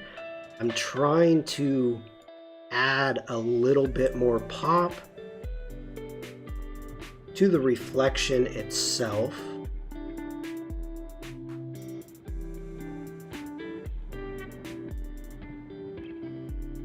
Add a little bit back here.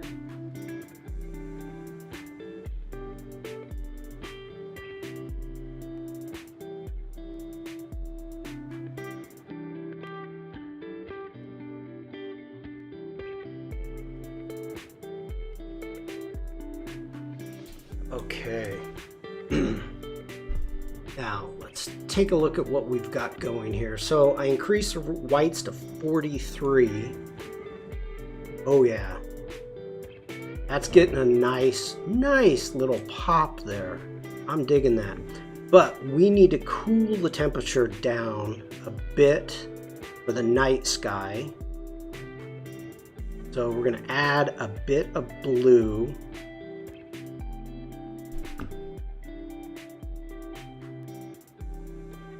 I think we're good to go. Do it in PC Paint. You'll feel not the same anymore. Gozo is also a cave, right? Gozo is an island in Malta. So that's where we started. A sunset shot. That is where we ended.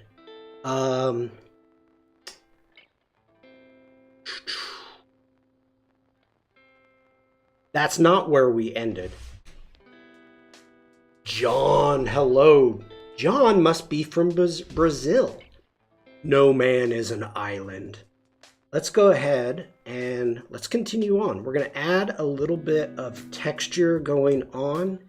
We want some clarity. Ooh. Clarity is nailing it there. Yeah, we want clarity. Our dehaze, just gonna do, oh, there we go, just a smidgen. Oh, Javier, hello. Tenerife? I don't know where that is. I'm sorry, but welcome in. And John, happy Friday. Let's go ahead. Let's add a little bit of vibrance. Just a tad. We don't want to go over the top.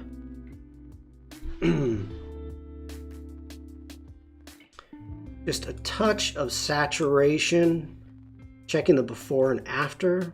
We're going to take that saturation off. Let's bring down the vibrance just a hair. I'm happy with that. I don't know if we want to really mess with the tonal curve, but let's try it. Let's try it. Let's see what we get. We'll go ahead and add some contrast. We really don't have any highlights. You can see in our histogram we've got nothing going on here. So literally nothing. Our histogram's like you've got no whites. Everything's in dark tones. So we're going to bring up the blacks just a hair. I'm digging that. And darken that up just a little bit more. Let's jump into the blues. Whoa, whoa, whoa, what are you doing? What are you doing? That is just holding down the Option key. What happened? Command Z. Command Z. What was the temp here? Bruce, surprisingly, it was like, it was in the mid 50s, but because everything, there was so much stone, the moment that you got out of the sun, it felt cold. Yawn, have a great day.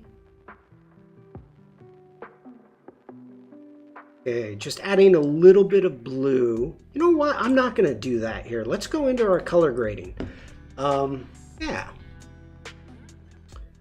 So going into our shadows, we are going to go in. We've got it set to 214, which is good. I like that. Our saturation is way too much. So we just want to go maybe about 13 right there. Our midtones, I'm digging that. Let's see what we've got going. About 25. I like that. Holding Shift key, let's bring down the saturation just so it's a touch. Just a touch. So, like, very minimal, but I'm digging what it's doing in more in the shadows. I did see it, Bruce, and I showed it off. So, okay, I like that. Because the subject that we're dealing with, I don't think I want to give this any type of vignette. So let's just go straight into our sharpening and crank up the sharpening. Let's go ahead, grab that boat right there. Now we've got a little bit of noise going on, so we're just going to increase the luminance just a bit. So if I zoom in,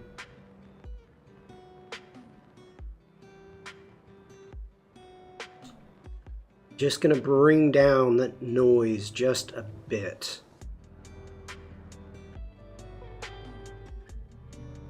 So I'm digging that. I'm going to hold down the Option key. Let's do our masking, and right there, that's what I want. Georgina, hello, good day. I hope you're having a great Friday. It's wonderful to see you. For those of you that do not know, Georgina is a streamer. Make sure to click on her icon, give her a follow, and you will be notified when Georgina goes live. Georgina does a lot of fresco work, so a lot of fun, very mellow, easygoing stream. I've been going to Georgina's stream for like 2 years now, so really enjoy it. Okay, so this is where we started, a nice flat photo. Fede, hello from Argentina. Hola, I think it's hola, I don't know. I was setting up for this photo for quite a while, and so was able to finally get it. Vikram suggested turning it more into a darker scene. Ah, sí, es hola, ya. Javier, danke, or... Okay.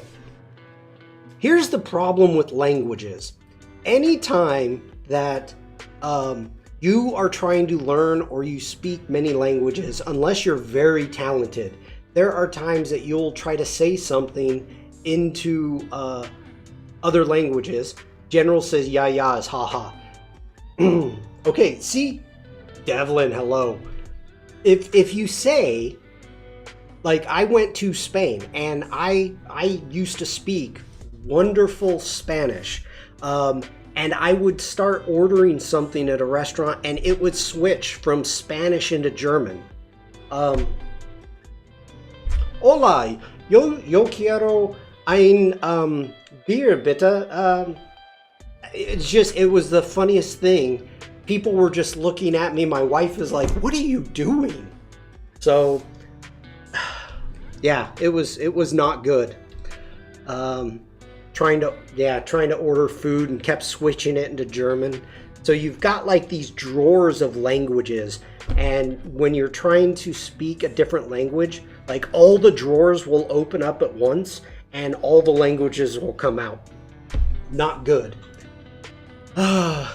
Namisha, hello? That is a wonderful name. I like that. Okay, what do we have? It's 3 o'clock, which means Paul Tranny is going to be starting in about... why is my navigator so dark? Is going to be starting in about an hour, so I've got time for one more photo. We'll knock that out. That navigator looks awesome. I want to make that. What is that, from a preset? I must have went over a preset. Hold on.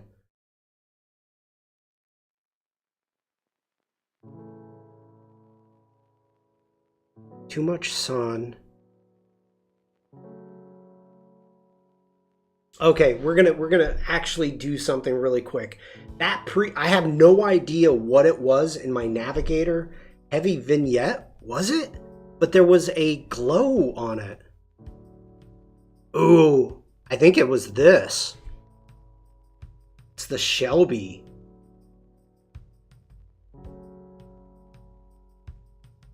Oh my goodness. Okay. We're gonna hit G for grid. Javier, boom. Oh, Javier, this is for you. Thank you for being here. For those of you that do not know, the term boom is whenever you achieve anything, let it be in chat or actually something comes up. So, this is the big boom. Boom.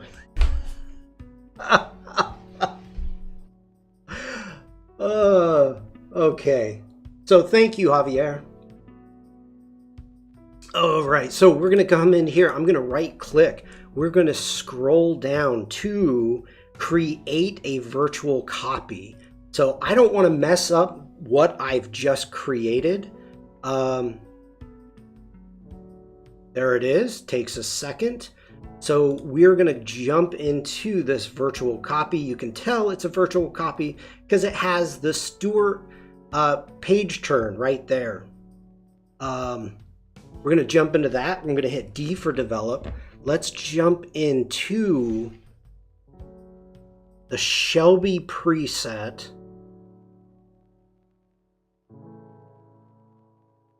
That is vicious. Stuart, I knew I'd wake you up. Stuart says, yes, I love a good page turn.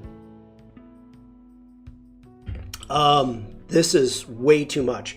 So really important, if you are using Adobe Camera Raw, Lightroom, Lightroom Classic, and you're using presets, remember you have an amount slider right there.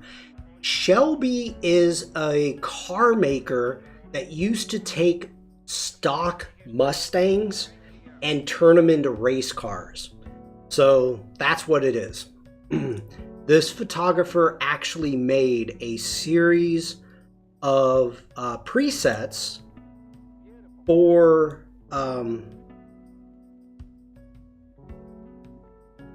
okay, I'm thinking made a series of presets for gearheads, which are car people. Who named Shelby? Oh, I just read that. I want to bring this down a bit. One thing I really liked, we're going to go into our masks. We're going to create a new mask, and oh, it created the, nope, that's that. What is that mask?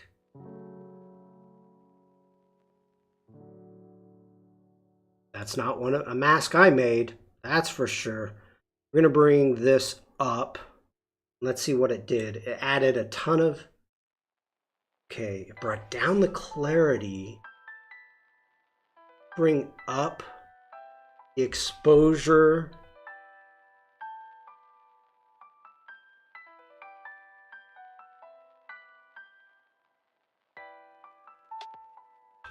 How did it... Wow. We need to get into the vignette now.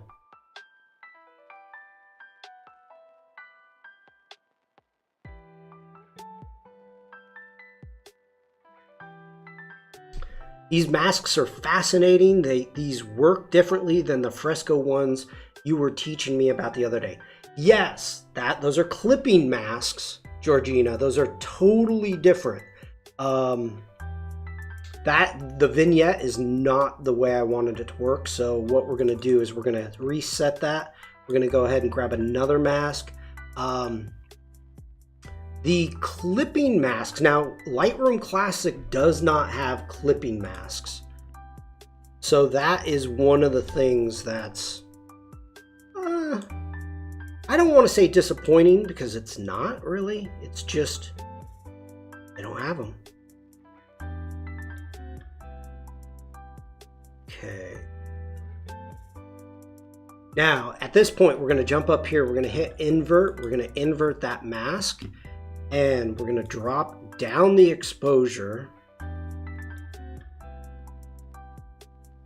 We're going to increase the blacks just to the point right when they start clipping on the piers. Right there.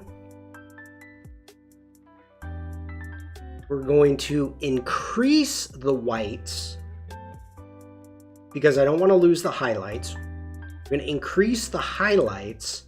We're going to darken the shadows, and we're gonna right there. Okay, Monica, hello. How far back is this gonna take me?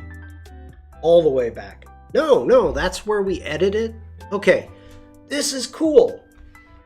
I actually did not know this. So I created a virtual copy, and as you can see, if I hit G for grid, we're going to come back out. This is not the same photo, but this was the exposure. So we went from that to that, which I love this photo right here. Now, when I made a virtual copy, it made a copy of all of these settings. So when I jumped into here and started making this photo, and I want to see the back, the before and after, if I hit the backslash key, it's only taking me as far back as when I made the virtual copy. I did not know that. That is something completely new, and I like. That's a totally different feel photo. I gotta say, I dig it. A bit grungy.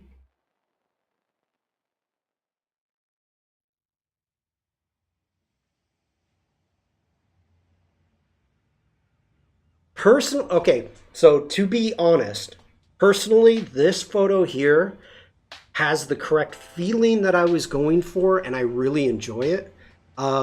This one is just harsh, so I dig it. Oh, Rick, you did stream, and I did miss it. I apologize, Rick, and I have not checked out the replay either. I apologize.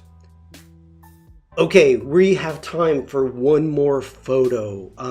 Let's actually get over. We did water. We did a couple water. I don't think I want to do any interior churches. So let's get by these. Okay, now we're heading to Gozo. God, the water was amazing. It was just Devlin and me doing a couple of puzzles. I saw the Photoshop puzzle title. Was Devlin actually streaming with you? Was it a collab? Devlin says I did so badly. What kind of puzzles do you guys do?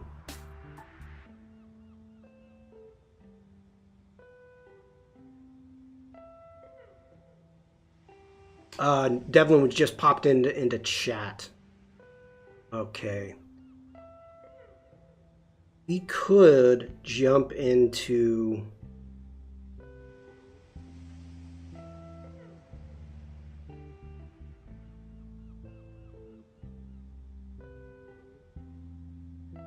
Probably the big puzzle I am into now is Quirtle.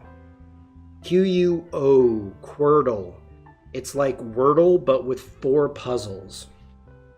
My wife gave me a puzzle a day calendar, so I scan them and share them with my mom and sisters who like to do them. Ooh.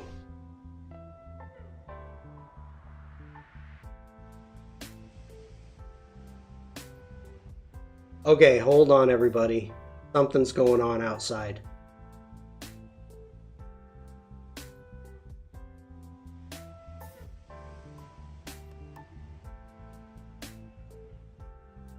Okay. Oof. Sorry about that. Yeah, Javier says I love the Italian roofs. Yeah, it's Malta, but I wouldn't call them Italian. They may not like it. They found me. I don't know how, but they found me. That was a big truck, whatever it was. I do not like Quirtle. I find Wordle hard enough. I got bored with Wordle.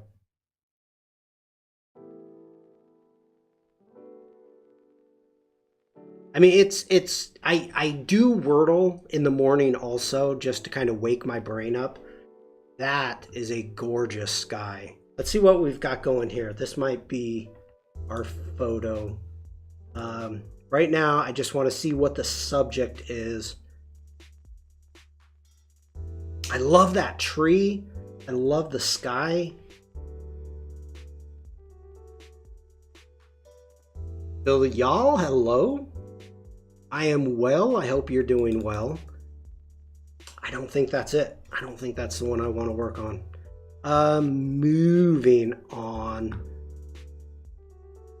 Maybe we should do another event. Actually, let's keep going. We had the carnival. So for those of you that do not know, do they trim that tree? I think maybe when it's younger, Bruce, but that's a normal looking tree. So,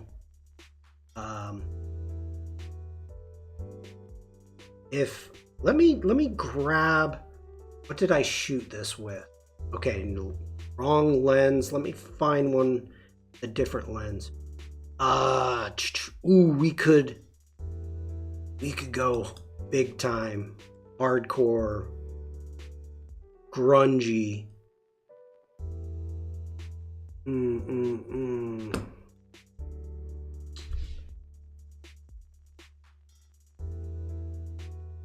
You know what? The funny thing that you said about doing underwater photography. Now, I got to tell you the story because this upset me like you wouldn't believe. Usually when I go on any type of boat rides, I'll just rent the boat and like my wife and I will go out and it'll just be us two. And so these people would not allow that to happen.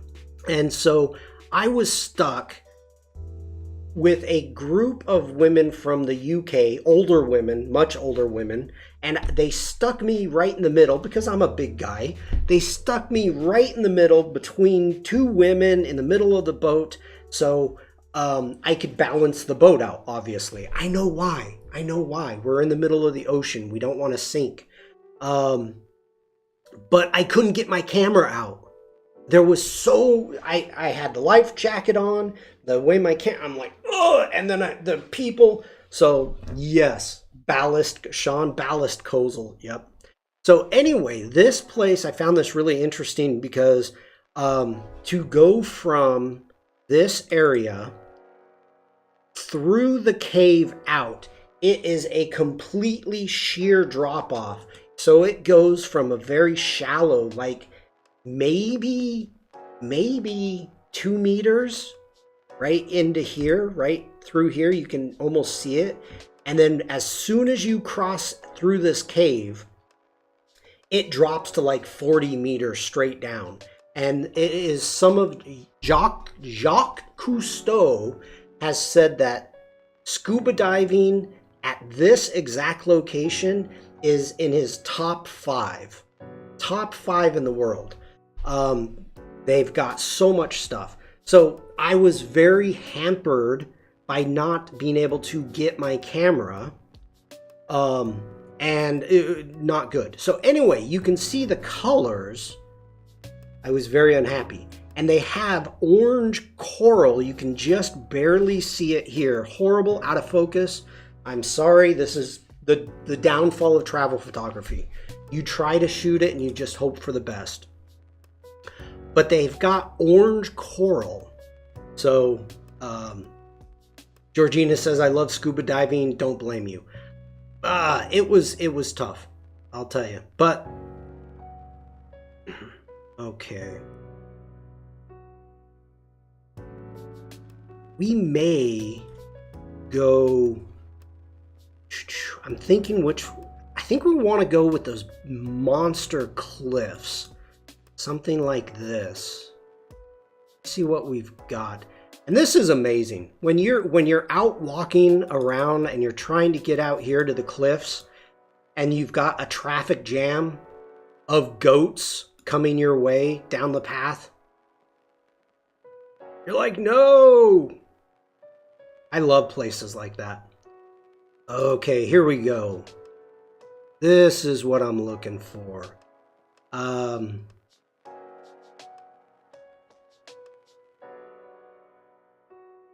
Okay, I think this is the one I'm gonna see what I can do with. Some of those goats or sheep. Devlin, leave me alone. Go do a puzzle. I dig that one. Oh, there's so many good ones here.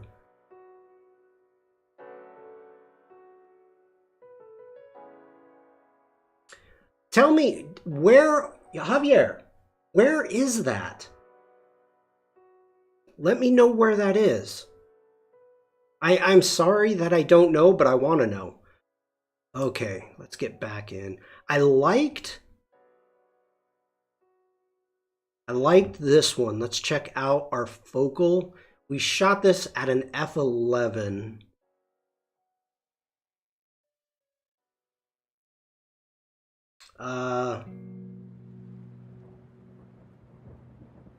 Whoa.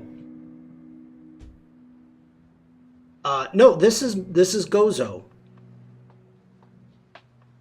Oh, the Canarian Islands. Okay, thank you. I get you. All right. Canary Islands. Gotcha. I do want to go there.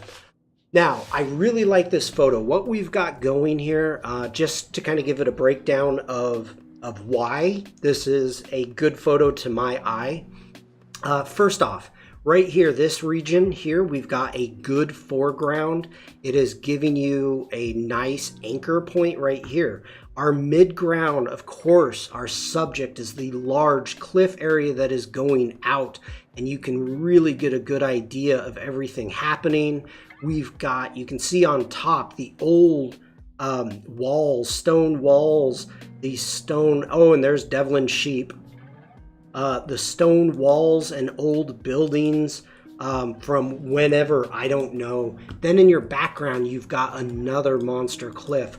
So you've got your 3 different steps that you want.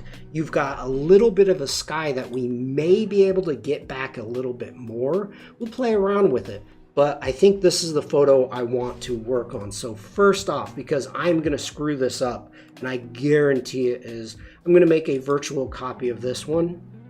And we're going to dive into this. And I'm going to see what we can get done in like a half hour.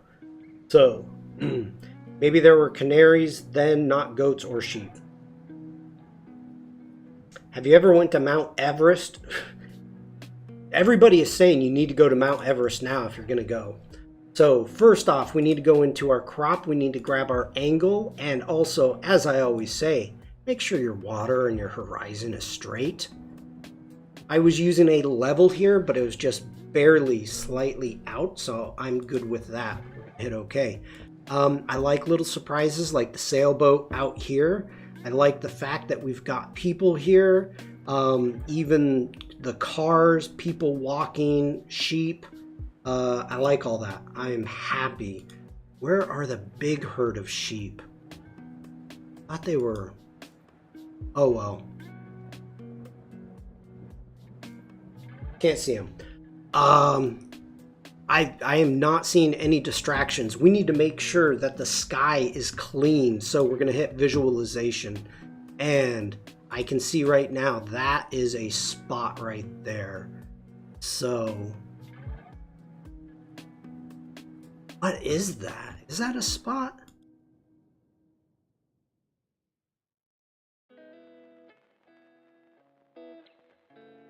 Jeff, hello. Welcome in. I think I'm good. I'm good with that. So, first off, let's go ahead, see what we can do. We're going to bring down our highlights just a bit. I'm digging that. We are going to add a little bit of dehaze. You can see what we've got going overall. The sunlight is coming from left side and it's lighting this cliff up perfectly. Our blues, we've got a lighter blue over in this part of the sky than we do over here, so it's a nice gradient. I can speak. We may... God, I really don't want to mess that sky up anymore. I'd love to bring out more of these clouds, but I don't think I really want to. Let's go ahead. We're going to go into grab a mask. I'm going to grab the sky mask. We're going to let Sensei do its thing. Grab that right there. Let's move that panel down, and we're going to bring the highlights down a bit more. We're going to add a little bit more texture, or dehaze. Let's increase the white, see if we can bring the clouds out.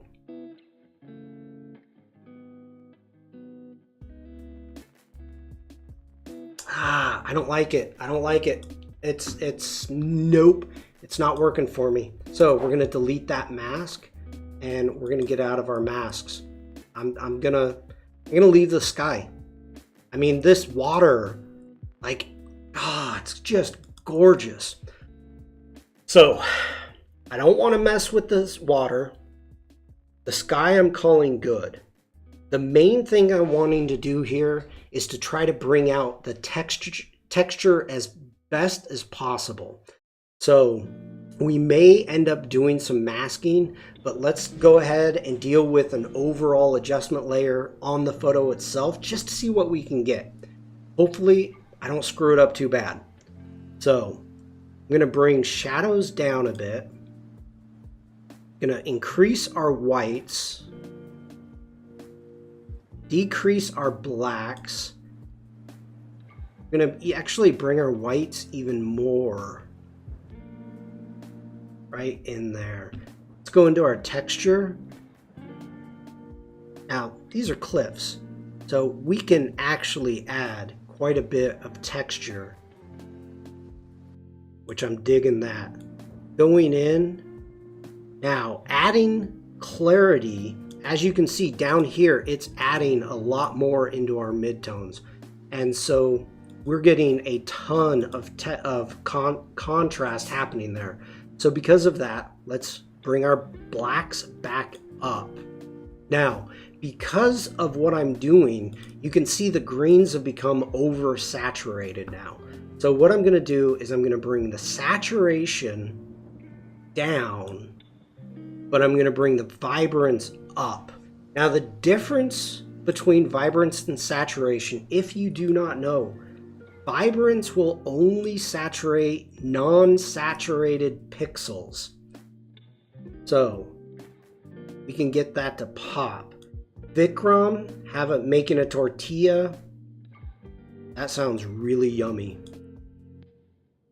So let's see what we've got. Okay. We've got too much. So let's go into our tonal curve. We're going to go all the way, and let's add a little bit more contrast here. Let's do that. Let's take our blacks up.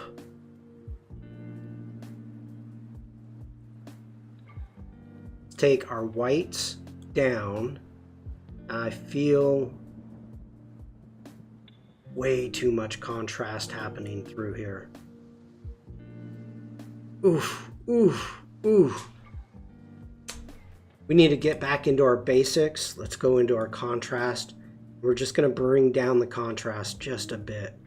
Wanted to make sure to bring the blacks up using the tonal curve, but I think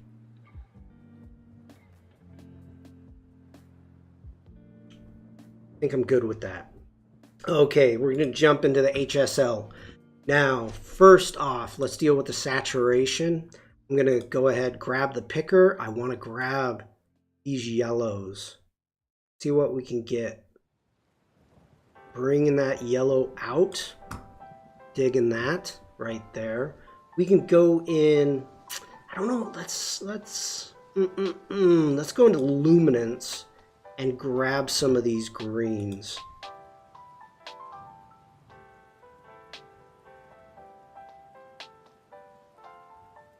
Okay, Jeff is saying my Kindle book was published a few days ago. Congratulations, that is absolutely wonderful.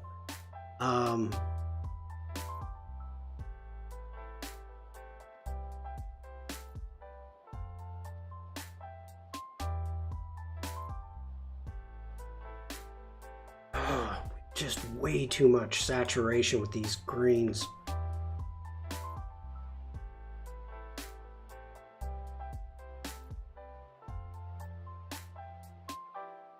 Like I'm really wanting, actually, let's take it a different way. Let's go into our hues. Let's take the greens.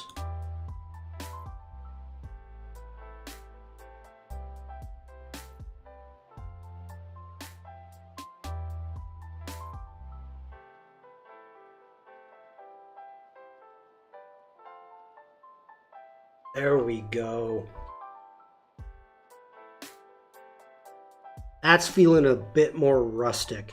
One of the not funny things, haha, but one of the interesting things that they were talking about was that the week before we were here, they had so much rain that it was like flooding. They had horrible flooding problems, and people were like, "Oh, everything will be green for you. This will be wonderful." Javier says the yellow on the rocks looks spectacular to me. Thank you. Okay. God, I feel this is too much. We need to bring down our clarity.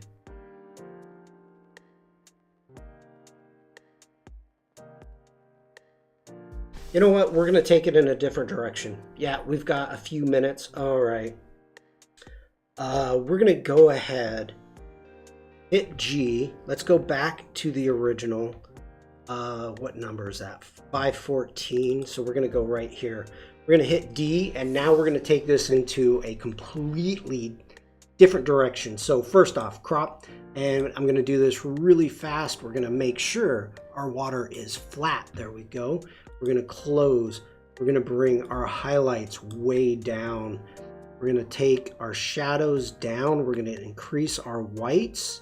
And you can see just by doing that, increasing the whites, you get this beautiful pop happening on the cliffs. So we've got that. Next off, we are going to take our texture way down, and we're going to bring our clarity down to about right there. Let's increase a bit of our vibrance. We don't want to go too crazy. And what I'm doing here is I'm going for more of a softer photo. You can even increase the exposure just a little bit right there. Okay. Next off, going into the tonal curve, and we are going to crunch those blacks and bring down our highlights.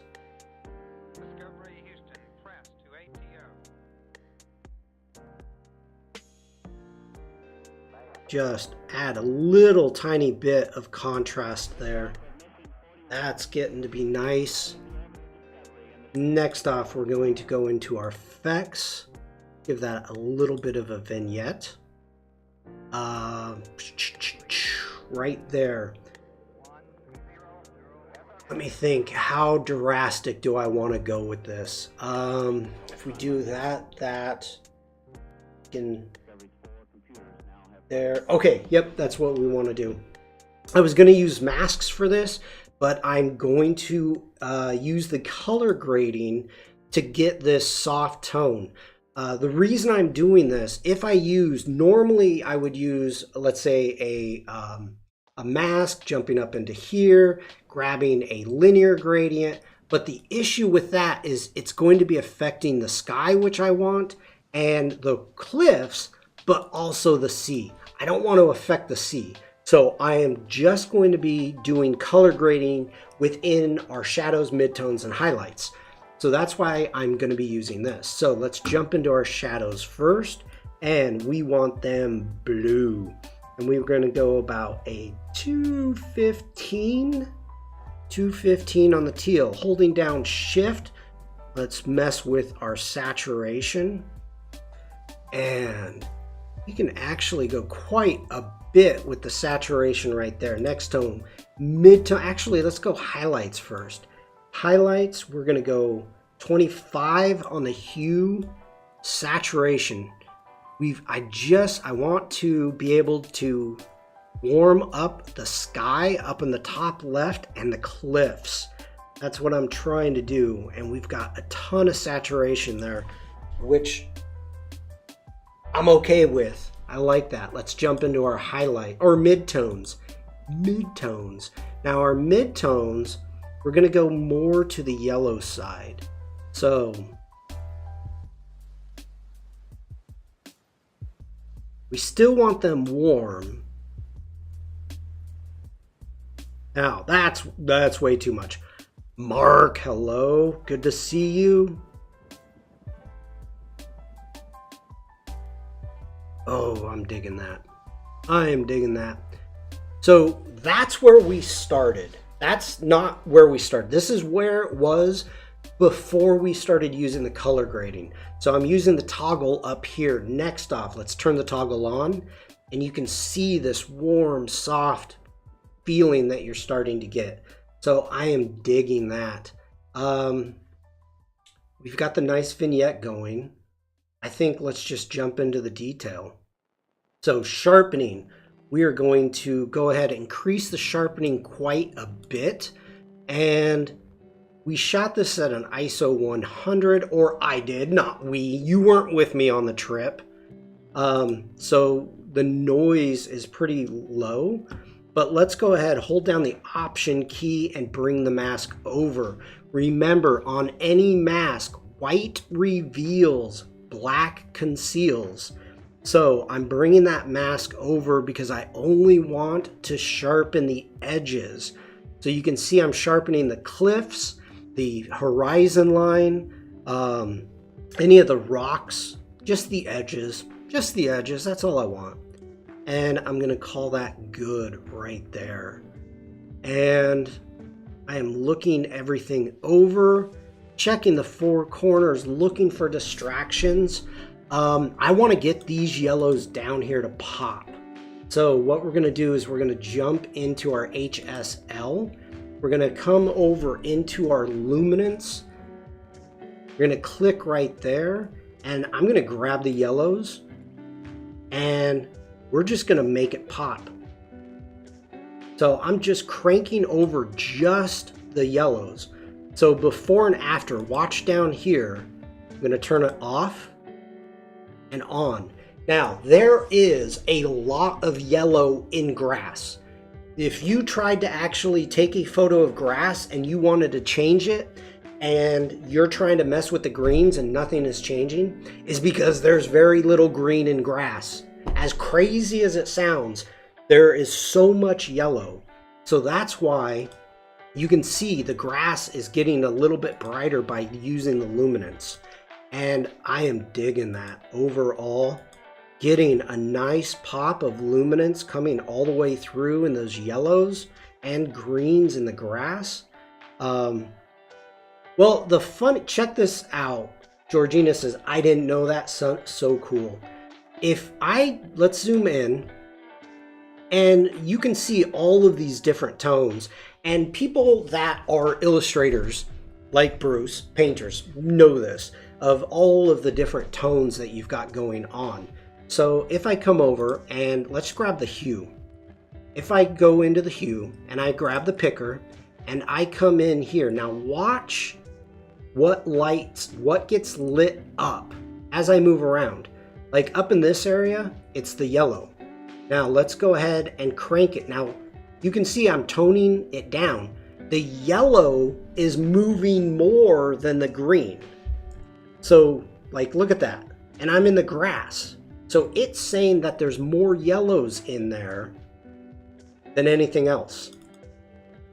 So it's pretty amazing when you start diving into things and you're color picking or you're doing hue adjustments and you're using the eyedropper on it. It's always amazing in every single application and any time you use it, what the actual color is. Like your brain is telling you it's grass. Grass is green. Sorry. I mean, yes, it is, but no. I'm learning about color and things like that just still surprise me. Okay, so let me hit the before. Grass is brown here in the summer. Okay, this is where this one started. This is straight out of camera. This is a raw file. I think it's a beautiful picture on its own. Now, going for a totally different style, going with a soft, more gentle style, I went this way. We've got the nice warm glow of the sun coming through, hitting the cliffs. Very nice. Very nice. Totally different feel than that. This, I went hardcore. I wanted to go grungy. I wanted to go, we wanted the texture and the contrast and the colors. I wanted to bring out all of that stuff that's going on in this photo. And it's like, okay, falling off this cliff is gonna kill you. I mean, it's huge, it's massive. But usually you're like, I definitely don't want to hit the cliff on the way down. Here, looks kind of like bubble gum. Maybe I'll just bounce off. Yeah. This is scary. This is scary. Now, this is way over the top editing. Way over the top. But as I said, when I first started editing this photo, I wanted to see what I could do to it. I went too far. This, not really my style. Those that know me, yeah, not so much into bubblegum. But it's fun to go both ways. From the height, even hitting the water is gonna hurt. Oh, I don't think you'd feel much, Oliver, because yeah, you're just gonna be done. Afrosia, hello. Flew too close to the sun. Yes. Lydia, will these photos be used? These eventually will be, once I edit them for real, they will be going to Adobe stock. And who knows, maybe printed. But I need to do another stock binge. I need to go through a bunch of my travel photography, and doing that. Now, again, this type of photos, I don't know, even though it's a carnival, it's an event, I don't know if these can go into stock or if they would need model releases, even though it's a public place. I don't know. That's something I'm going to have to find out. But there's very few photos here of the event that I would actually do. Some of these, again, I don't know if these churches have, if I need a property release to sell these on stock. I don't know. You know, I'm usually very careful into what I send into stock because I don't want to be booted out of stock. But it's a possibility that I will be editing some of these and sending to stock. Oh, just so I can show you something really quick before I go, because it's time to go. Let me find a good photo here. Okay, as you can see, these are on rock. This is rock on a beach that has been cut out and grooved. You can see the grooves all the way up here. These are actual salt beds. Here's another photo. All of these beds, this whole area is considered salt beds. It's off season right now, it's winter, but these would be filled up with salt water. They would eventually evaporate and people would be out there getting salt.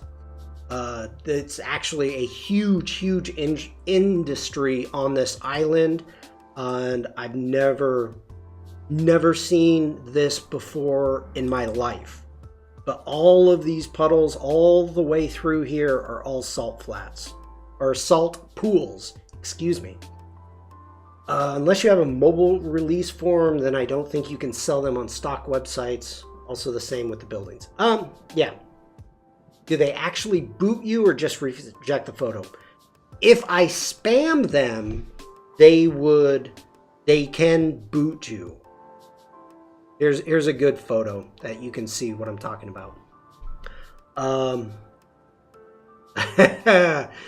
No, Rick, they're like that. They're maybe 6 inches deep.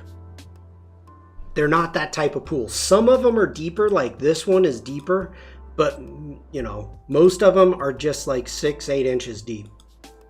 But that's really interesting. Okay, I think,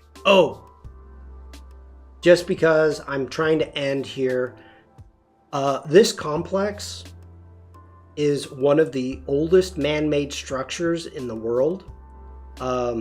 It's actually older than the pyramids, and this rock that you're looking at right here in the middle, this one, this is probably 2.5 to 3 meters tall. Massive stones. And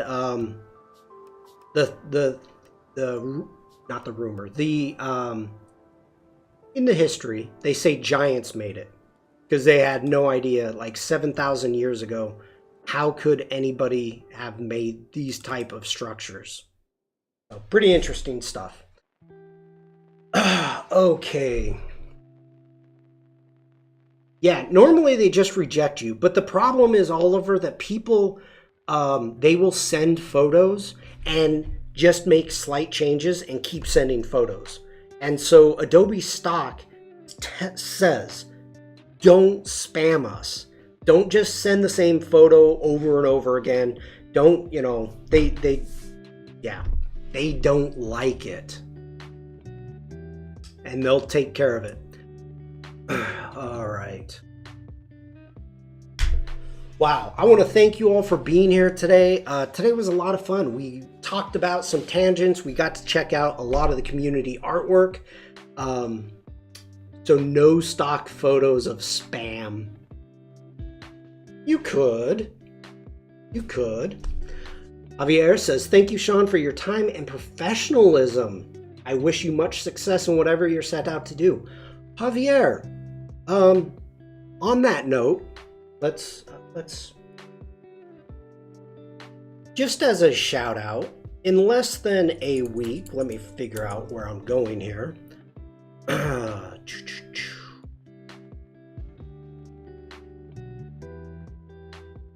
In less than a week, I am going to be on Adobe Live.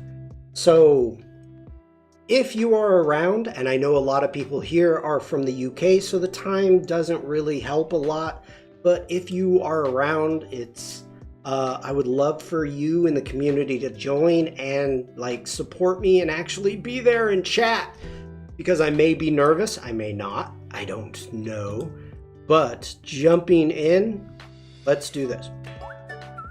Hi, my name is Shawn Kosel. I'm excited to announce that I'm going to be on Adobe Live March 8th at 10:30 a.m. Pacific Standard Time.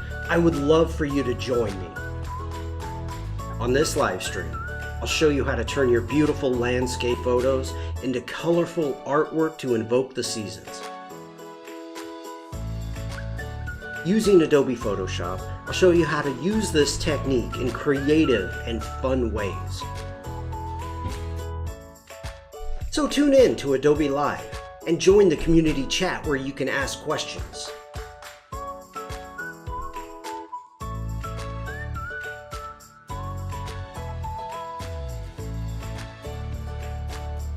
Leave a comment below and let me know what your favorite Adobe app is.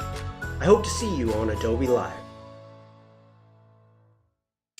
Generals, 7:30 CET, correct.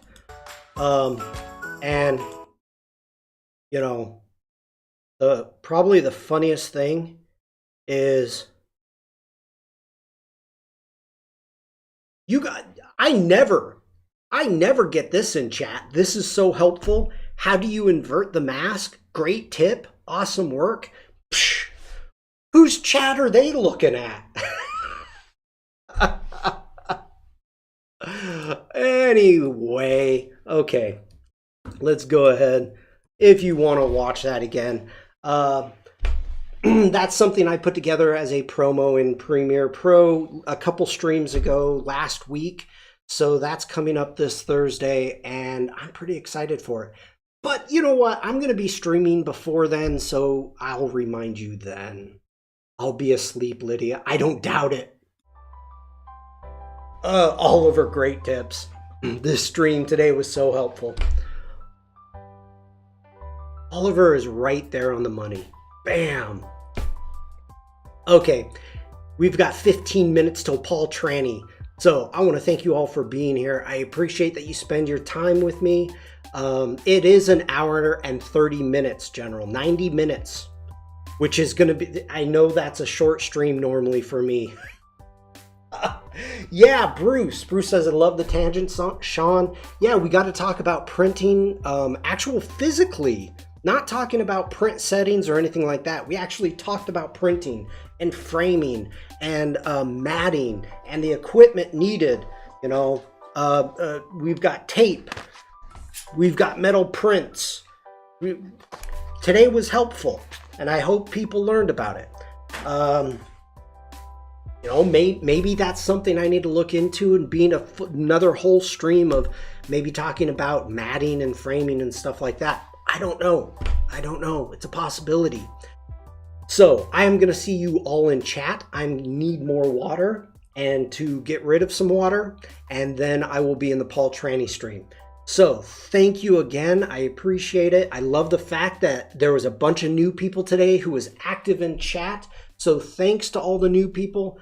Thanks to the people the regulars, and thanks for the lurkers and workers. I appreciate it. Just even the fact that some of you say hi in chat and then nothing else. Thank you for being here. i7Player1, if you're still watching over on Twitch, thanks for being active in Twitch. I appreciate that also. And if you want to watch the replay, remember, you can go to my Behance, go to YouTube or Twitch, and you can watch the replay if you missed anything right away. Otherwise, if you'd like to wait for Behance, it's going to be up in a couple hours on Behance. So, thank you, everybody. Stay safe, stay creative, and just be nice. I'll see you all soon. Bye.